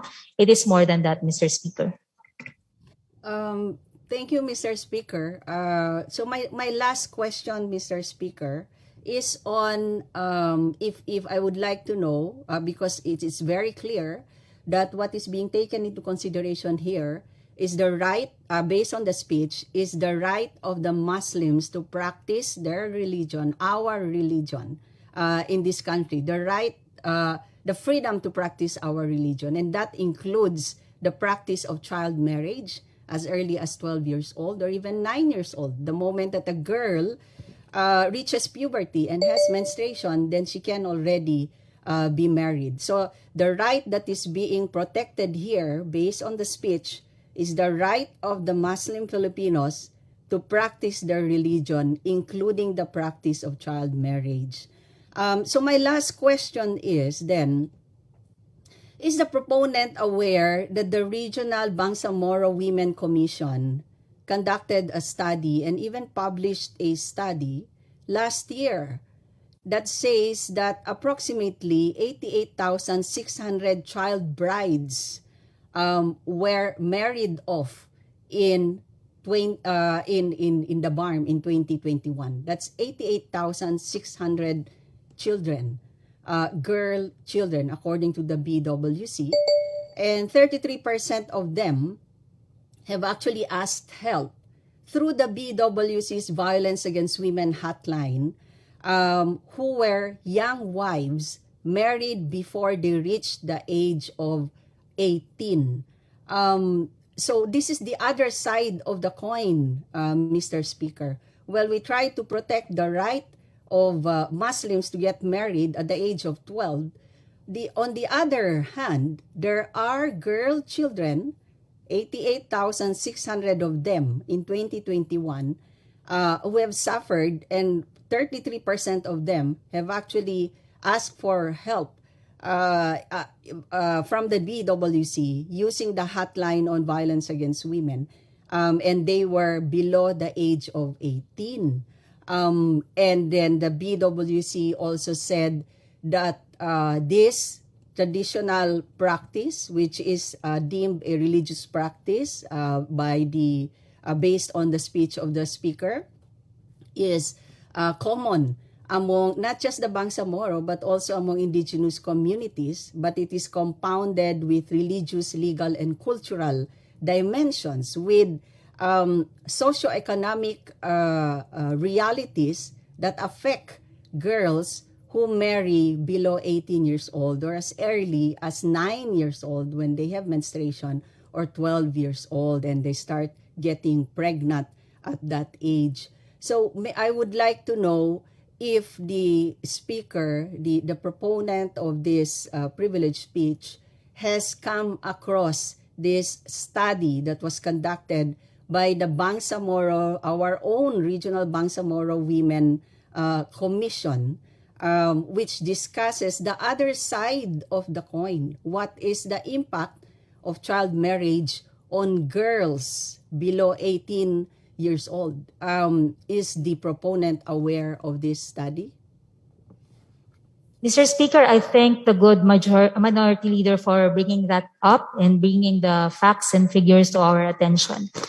And I do not disagree. Again, in my speech, I did not say, and I even clarified, that forced marriages from parents do not exist. There is no claim on that whatsoever. The main point, Mr. Speaker, is if that is the ill that we want to prevent for our children, let's target that ill.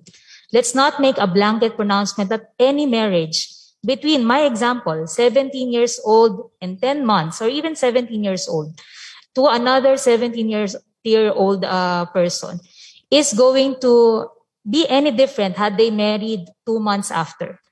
Mr. Speaker, we know of these ills, and we don't know, we are not sure in every single circumstance if it is the contributing factor is the early marriage alone, or is it their poverty, or is it their lack of access to work or learning facilities, or any other factors that prohibit their further development.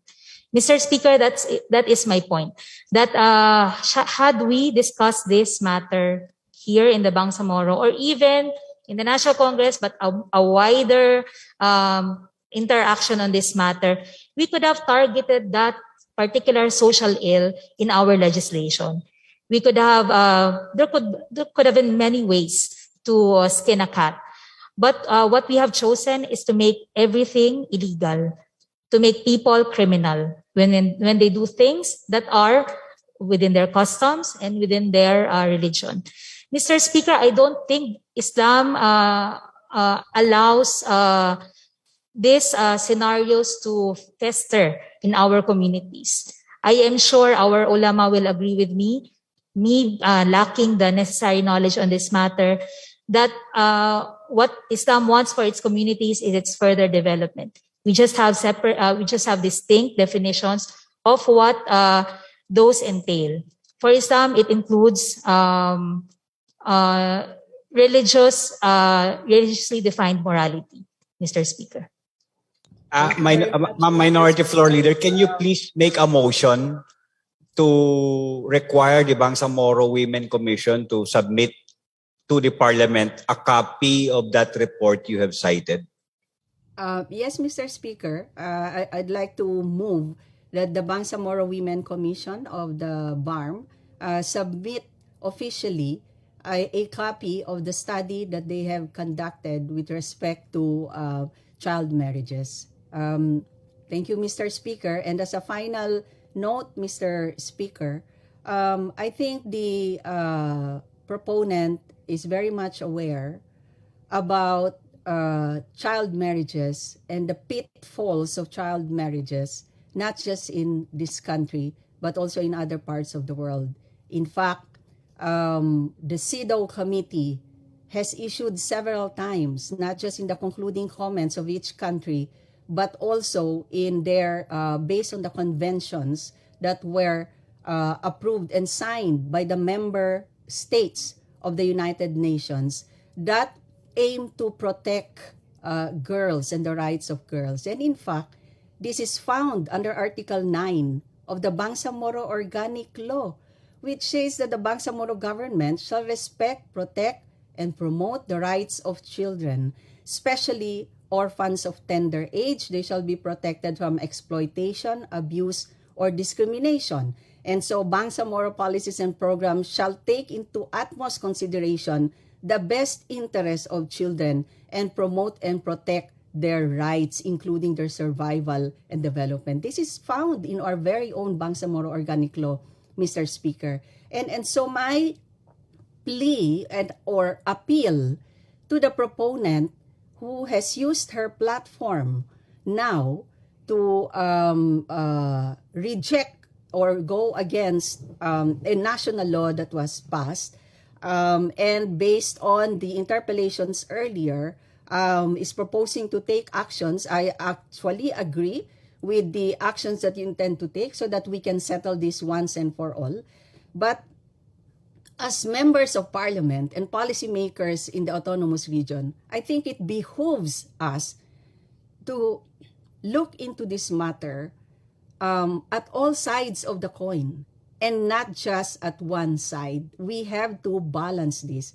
And this is the very same procedure that all of these predominantly Muslim countries like Malaysia and Saudi Arabia have actually undergone when they discussed the age of marriage and the prohibition of child marriage in their countries, Mr. Speaker. I end my case, Mr. Speaker. I'd like to thank the proponent for actively responding to all of my questions. And thank you, Mr. Majority Floor Leader. Assalamualaikum warahmatullahi wabarakatuh. We recognize now MP Maysara Dandamon Latif.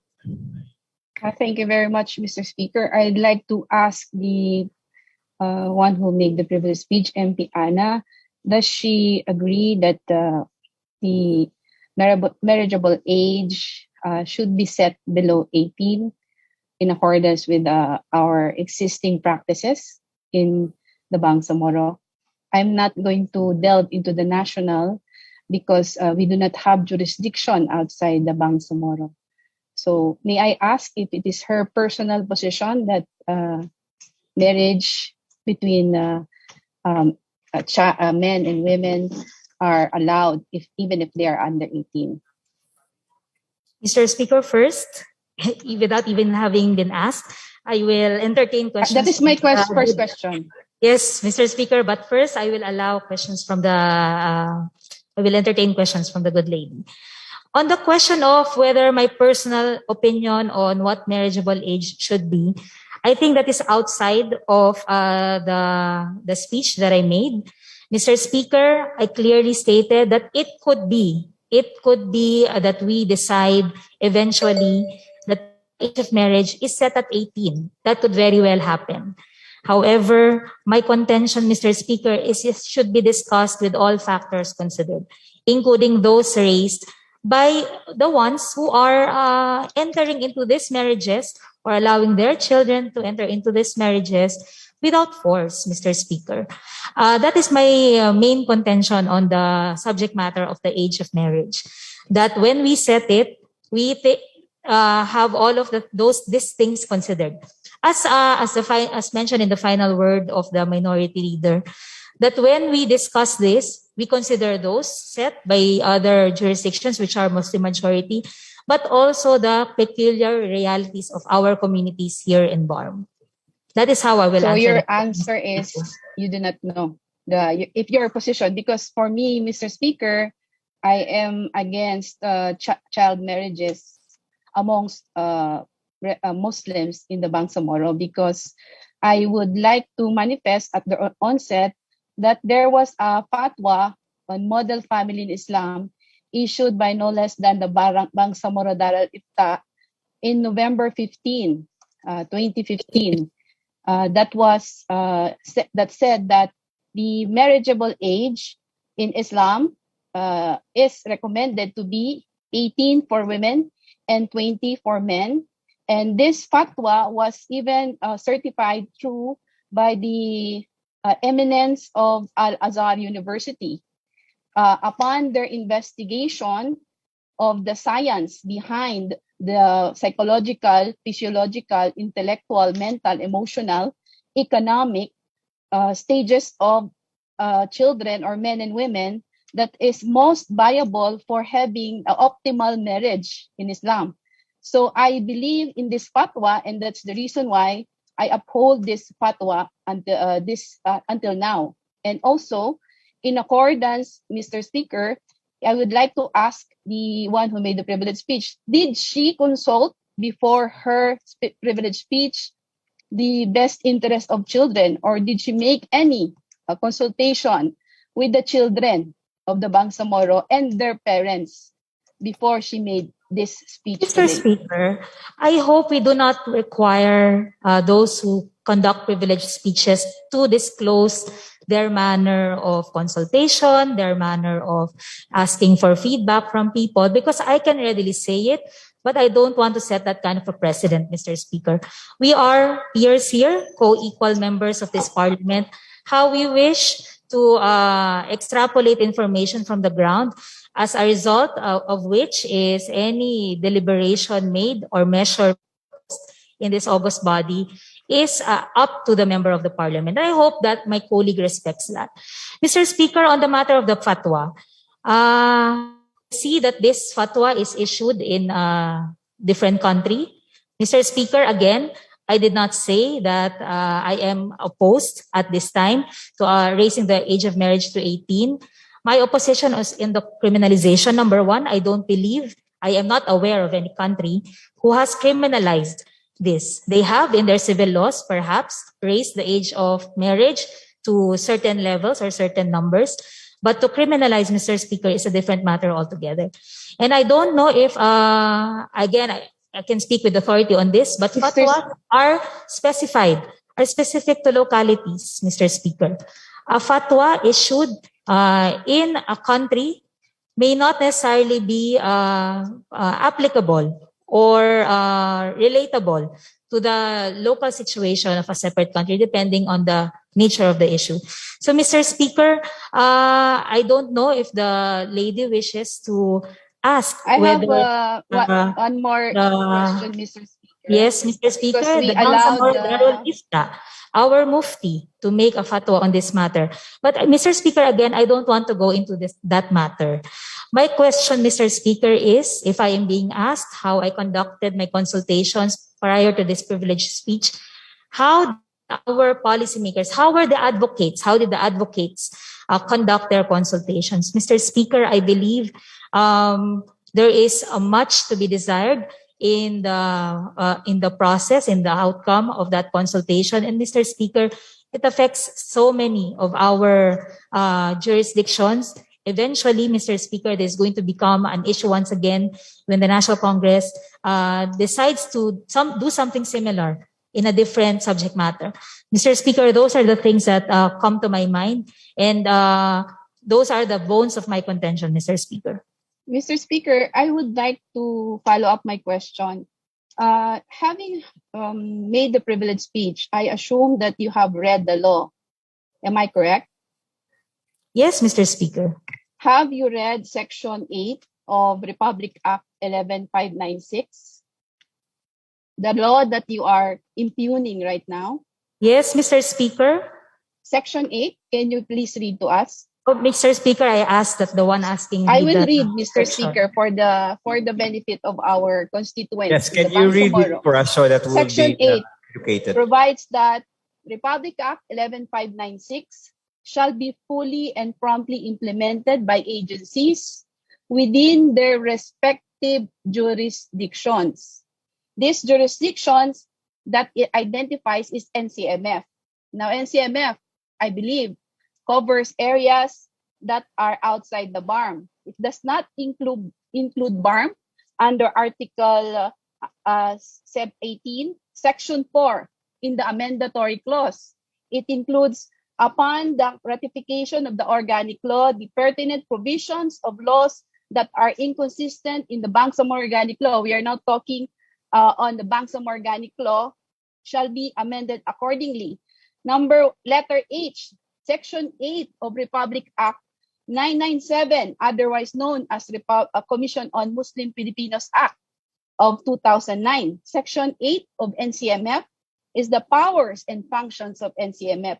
That means that the NCMF has no jurisdiction in the BARM because it has no powers and functions within BARM. So this Republic Act 11596 that orders NCMF to implement it within its jurisdiction is not mentioned. It does not mention BARM. It is conclusively presumed that Congress is aware of the jurisdiction of BARM since it is the one who legislated it. Remember, in August in 2018, was passed by Congress. So with that said, Mr. Speaker, RA 11596 is not applicable within BARM. So I'm afraid that what we are talking right now does not even pertain to our power. So why are we now impugning the authority of the legislature in the national government to pass laws that is within their plenary powers, that does not curtail our authority?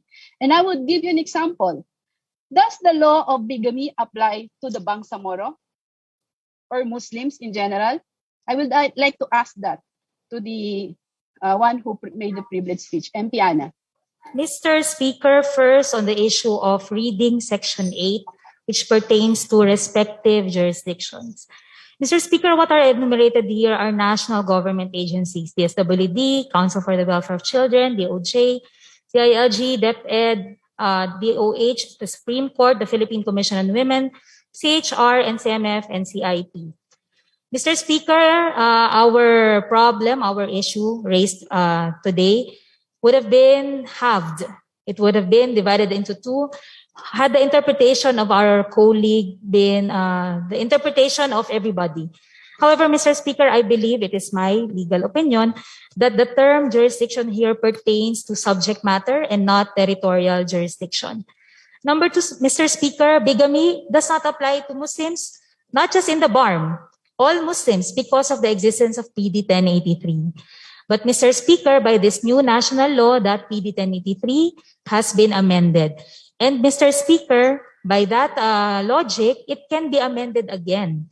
So in fact, at some point in time, it might be illegal as well for Muslims to conduct subsequent marriages. So the reason for the exemption of those Muslims, not all people living in the BARM, from the criminal prosecution on bigamy is because of the national law that applies to their personal and family relations, not because of their presence in the region. Mr. Speaker, on that point, legally speaking, if you take into consideration that marriage, second and subsequent marriage are not criminalized in Muslims, for Muslims, how can we now conclude that this law applies to us when there is a criminal law on marriage that does not apply to Muslims and is not in fact prosecutable?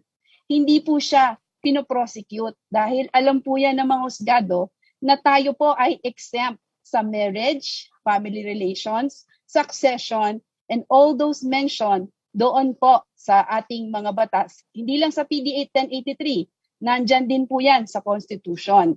Hindi lang po sa Constitution, nandyan din po yan doon po sa ating autonomiya, sa Article 20 ng Constitution. So paano po ang isang ordinary legislation mas tataas pa sa Constitution, mas tataas pa sa Bangsamoro Organic Law? And in fact, we have a very specific example, bigamy. Hindi po yan pinoprosecute as a crime. Criminalizing a bigamy which is 6 to 12 years imprisonment. Eh paano po yan? Sinasabi po natin ngayon, applicable po sa atin itong batas. Kapag po ito po ang ating naging posisyon, nangangamba po ako na mas lalo pa po nating pinaliliit ang ating autonomiya. Dahil by then, sinusurrender natin ngayon ang kapangyarihan na magpasa ng mga batas para sa ating persons, family, interstate succession, at iba pang mga batas na ibinigay na sa atin na hindi lang ng Bangsamoro Organic Law kundi Constitution. Example ko lang po ang bigamy. Pero maaari pa po akong magbigay pa po ng mga ibang example na sa criminalized siya, ngunit para sa mga Muslims sa kagaya natin ay hindi po. So ito pong child marriage, sa akin pong palagay, hindi po siya kasama doon sa mga sinasabi natin na mag-a-apply po sa atin. At may kapangyarihan po tayo, tama po ang ating proponent, na magkaroon ng sariling edad na nakikita natin na mas nakakaayon, nararapat sa atin. At tayo lamang ang may karapatan na maghusga at magbigay ng payo sa ating mga constituents kung ano ang edad na yon sa pamamagitan ng ating sariling mga batas na ipapasa.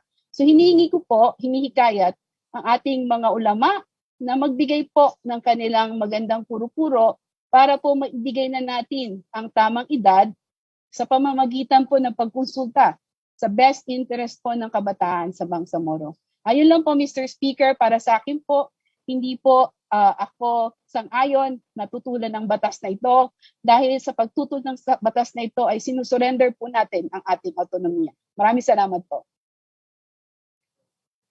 Mr. Speaker, just a final rejoinder on that point.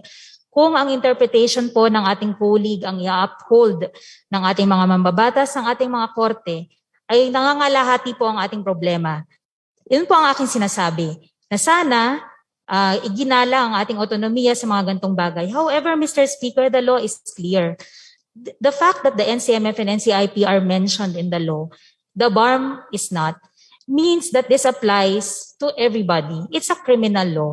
Yun nga po yung aking iniisip, ang criminal law ay excluded from the jurisdiction of the Bangsamoro. Alam po natin yan, matagal pong napag-usapan yan kung hanggang saan ang pwede nating maging jurisdiction when it comes to criminal laws.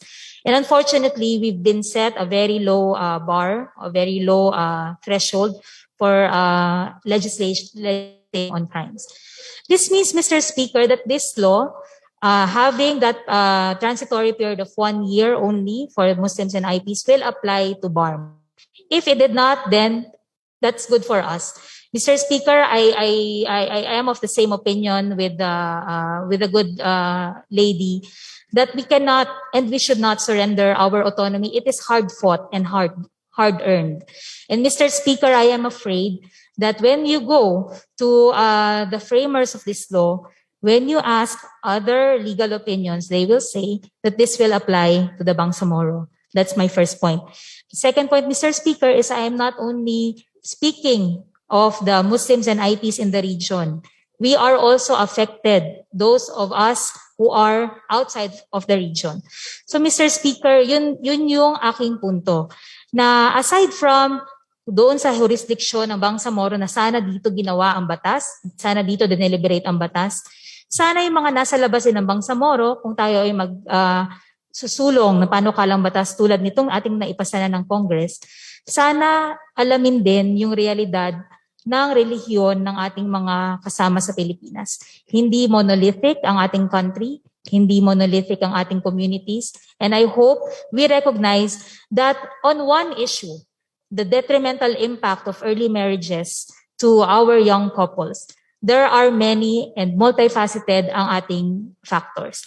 And we look at them using that lens, Mr. Speaker. Not only the issue of child marriage or the earliness of the marriage, but also the issue of the lack of opportunities for this youth. And maybe, Mr. Speaker, when you discuss this thing under those terms, maybe we can find a workable solution, not infringing on the religious freedoms of the Muslims or of the IPs, but something that sustains and supports our rallying cry for the best interest of our populace, including the children, both boys and girls. Thank you, Mr. Speaker. May I now recognize MP Don Loong, the gentleman from Subo. Thank you, Mr. Speaker. This is not to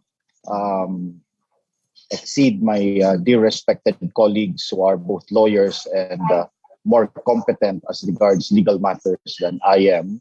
the minority leader and MP Maisara Damdamin. And I would not speak beyond those who are more learned in Islam.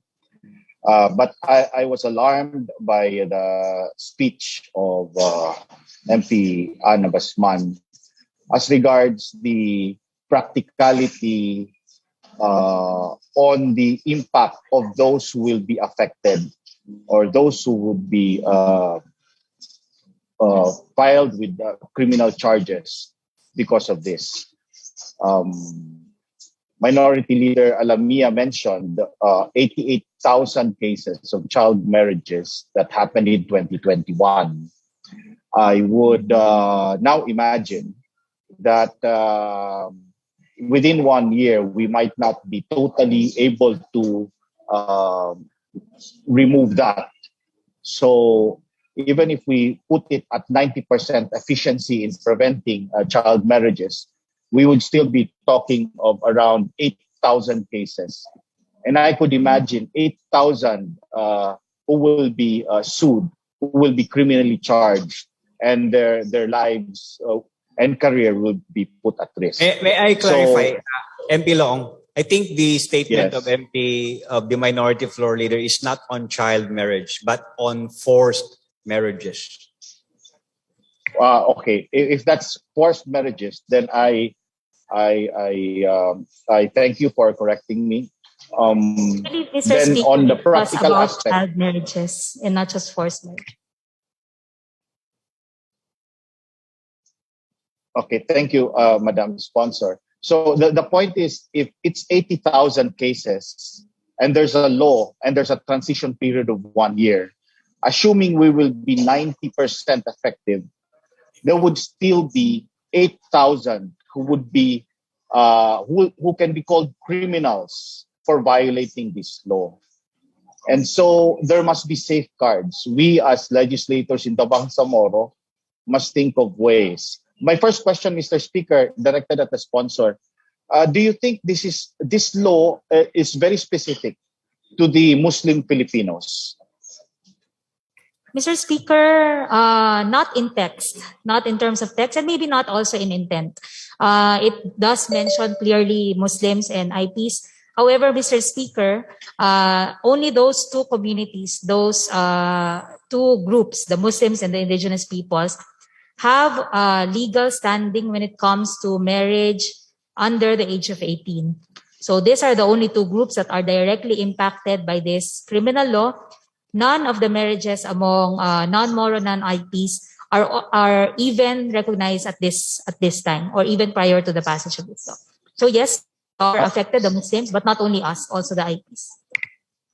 In other words, this law does not apply to the Christians because the law, the present law for the Christians does not allow marriage below 18. Is that correct, Madam Yes, Sponsor? Mr. Speaker. The family code, which And applies therefore, to the rest of Philippine society, and therefore, not just the Christians, but not just the Catholics and the Christians, but any other religion outside of being Muslim or an indigenous part of an indigenous cultural community, have set the age of marriage at 18 at the lowest.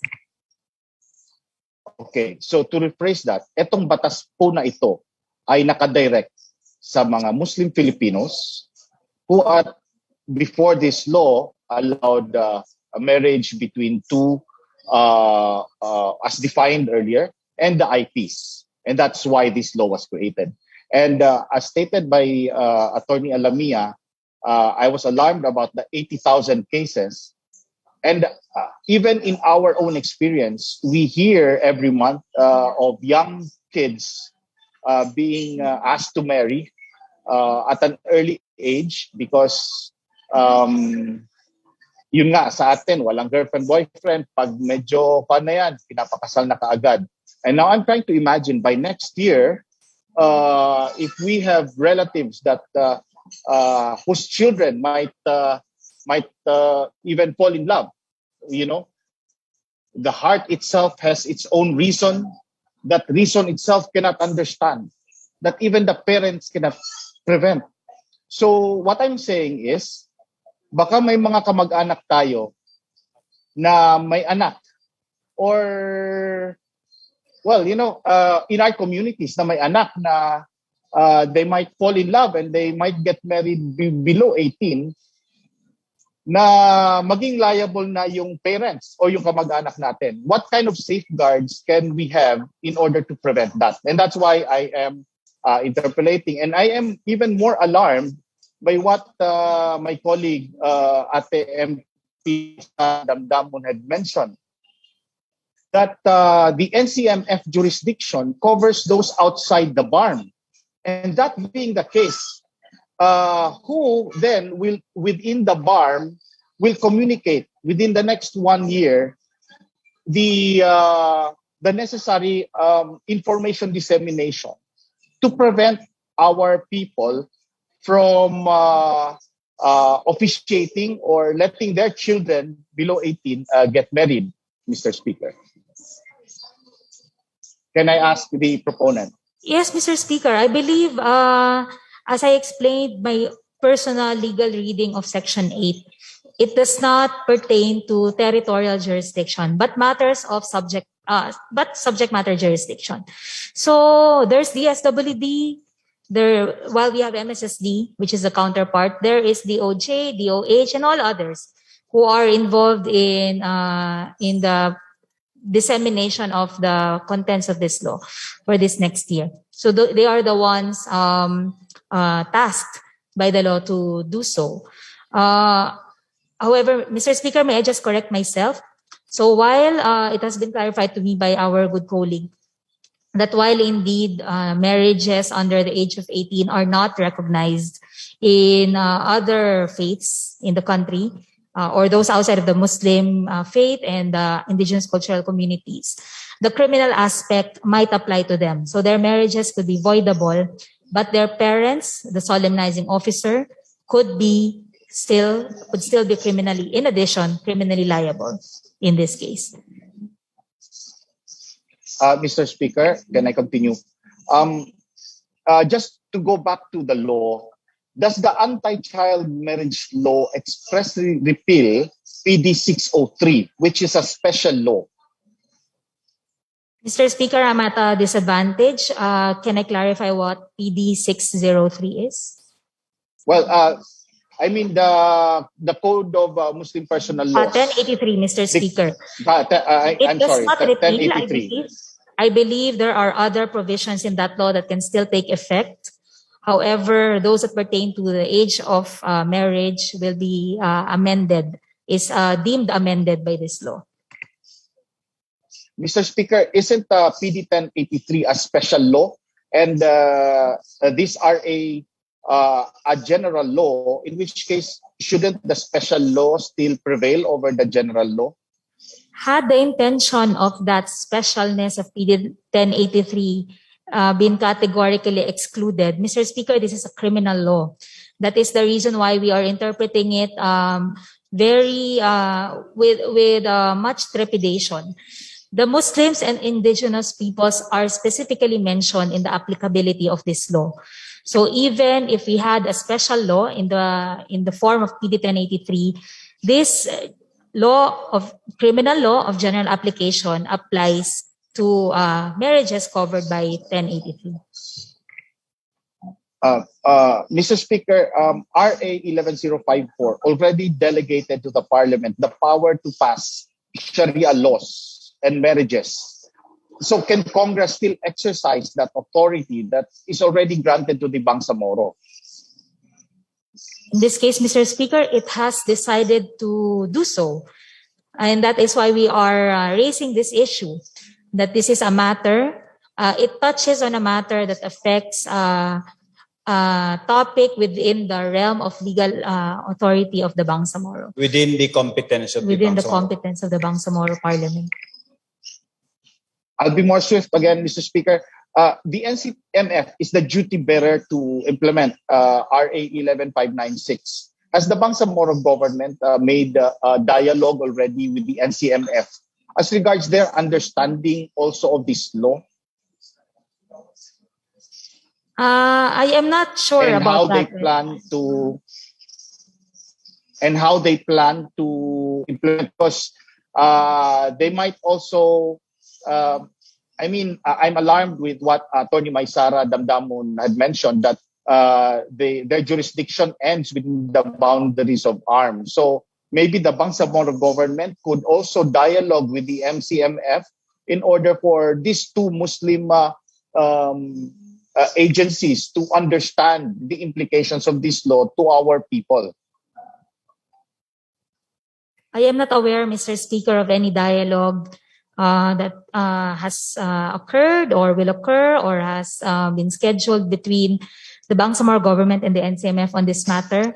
There is currently no platform because the Bangsamoro Parliament and Philippine Congress Forum is not yet operationalized. There is no platform for dialogue. No, but for the NCMF, Mr. Speaker, I don't know if there has been a discussion. There is a subject matter for the intergovernmental relations that is being discussed with the NCMF, but I believe this does not include this law. It does not include this law. Finally, Mr. Speaker, since this has criminal implications to hundreds, if not thousands, of Bangsamoro, then we are a key stakeholder to that. So who is the proper party, for example, to inquire with the Supreme Court by filing a certain inquiry or challenging the constitutionality of this to the Supreme Court? Should it be a non-government agency, an individual person, or can the Bangsamoro government, through the Solicitor General, file the same in order to determine what truly is the interpretation of this law and the application? Because here, I see two luminaries, legal luminaries in the Bangsamoro, like Attorney Maysara Damdamun, who sees it differently from MP Ana Basman, and differently as well from Attorney Eliza Alamia. So I'm curious if who is the proper body to really ask the Supreme Court to interpret this for us before the end of the 1-year period, where we might have hundreds, if not thousands, of Muslim Filipinos filed with criminal cases. Mr. Speaker, if we go into that discussion, we go into the discussion of standing or locus standi, concept in law, which states that only people who are affected by the law can make a case, or those who have standing, as they say in jurisprudence. When it comes to laws that have impact on the use of funds, any taxpayer can file a petition questioning this law. Any public official whose performance of the function is affected by the implementation of the law can file a petition, and many others, Mr. Speaker, many permutations. Pilong, can you wind up with your questioning, because we need I'm done, Mr. Speaker. Thank you very much for that time. I'm done with my questions, Mr. Speaker. Thank you. Mr. Speaker, may I speak?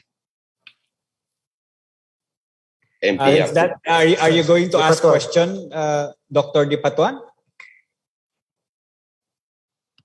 Yes, Mr. Speaker. Can you please make quick questions so that we can proceed with the other remaining matters in the order of business? Sure, Mr. Speaker.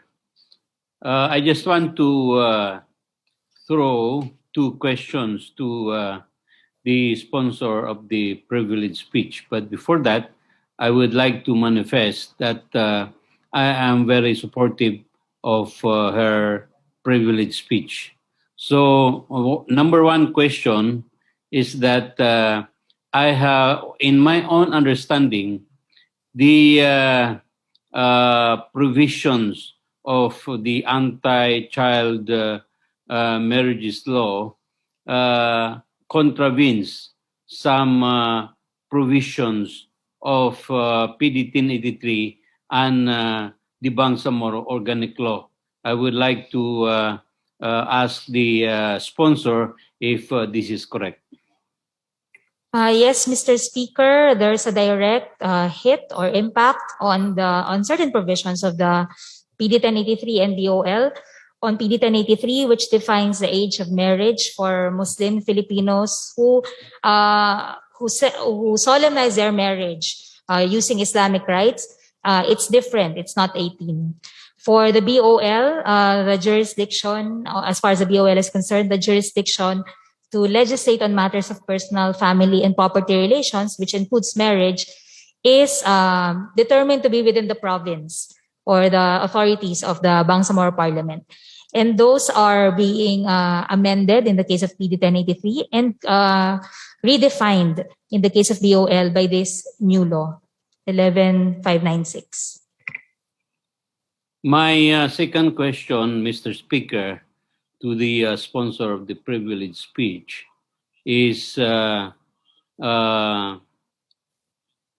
the Philippine Congress, Bangsamoro Parliament Intergovernmental Forum could be the platform for the discussion with regards to this matter. Is this correct? Mr. Speaker, it's something that can be discussed in the IGR, definitely, depending on the agenda of that forum. However, the best platform really for any laws is that Philippine Congress Bangsamoro Parliament Forum, which has not come into existence, unfortunately.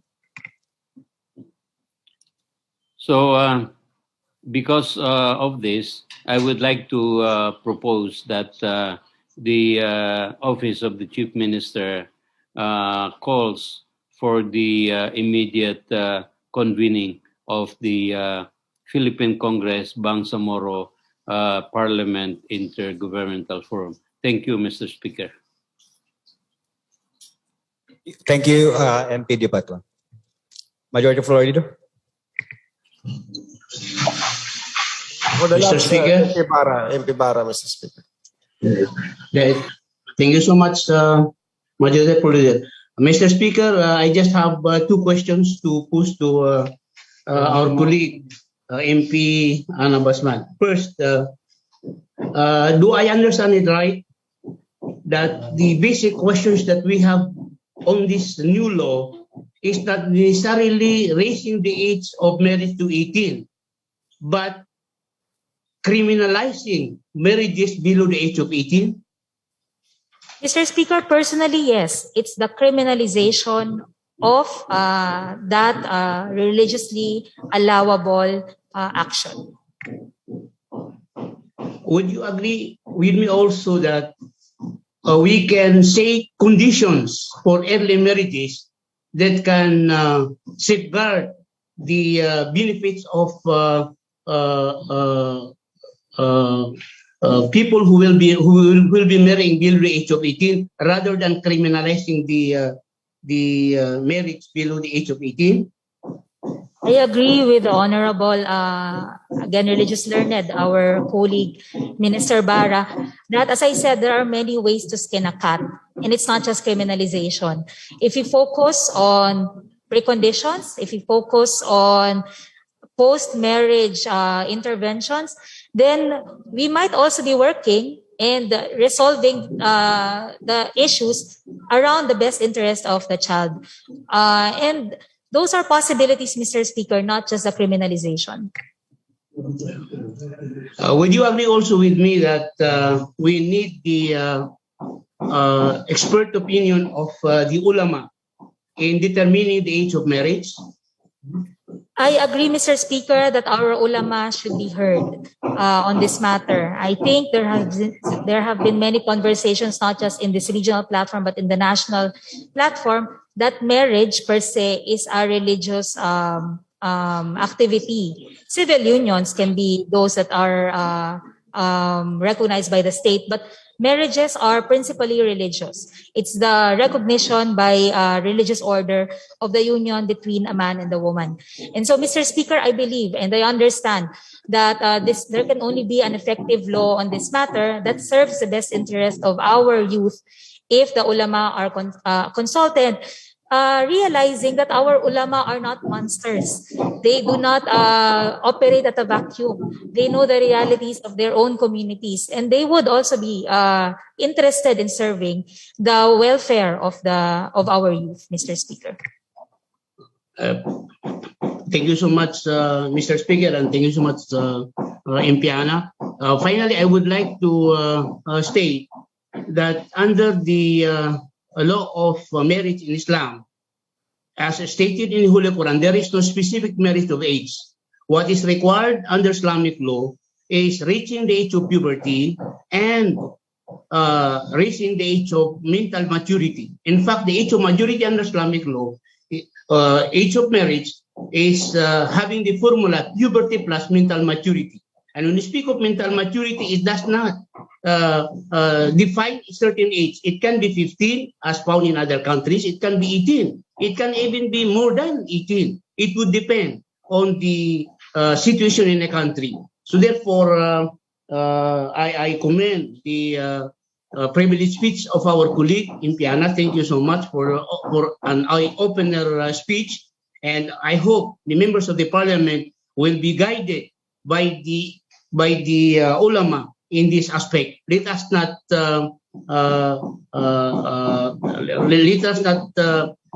make any group, even in the national government, to control what autonomy, the autonomy that is given us. We are privileged under the Constitution and in the Bangsamoro Organic Law that the Bangsamoro Parliament is mandated to pass personal, family, and property relations laws. Thank you so much, Impiana. Thank you so much, Mr. Speaker. Assalamualaikum warahmatullahi wabarakatuh. Okay, Mr. Speaker, we are exhausted on too much on these issues, Mr. Speaker. Yes, nakuha na po kahit sa pakikinig lang, Mr. Speaker. So therefore, Mr. Speaker, I move to suspend this session until tomorrow at 1 o'clock in the afternoon, Mr. Speaker. Yes, it's a COVID measure. We will suspend the session until tomorrow at 1 o'clock in the afternoon.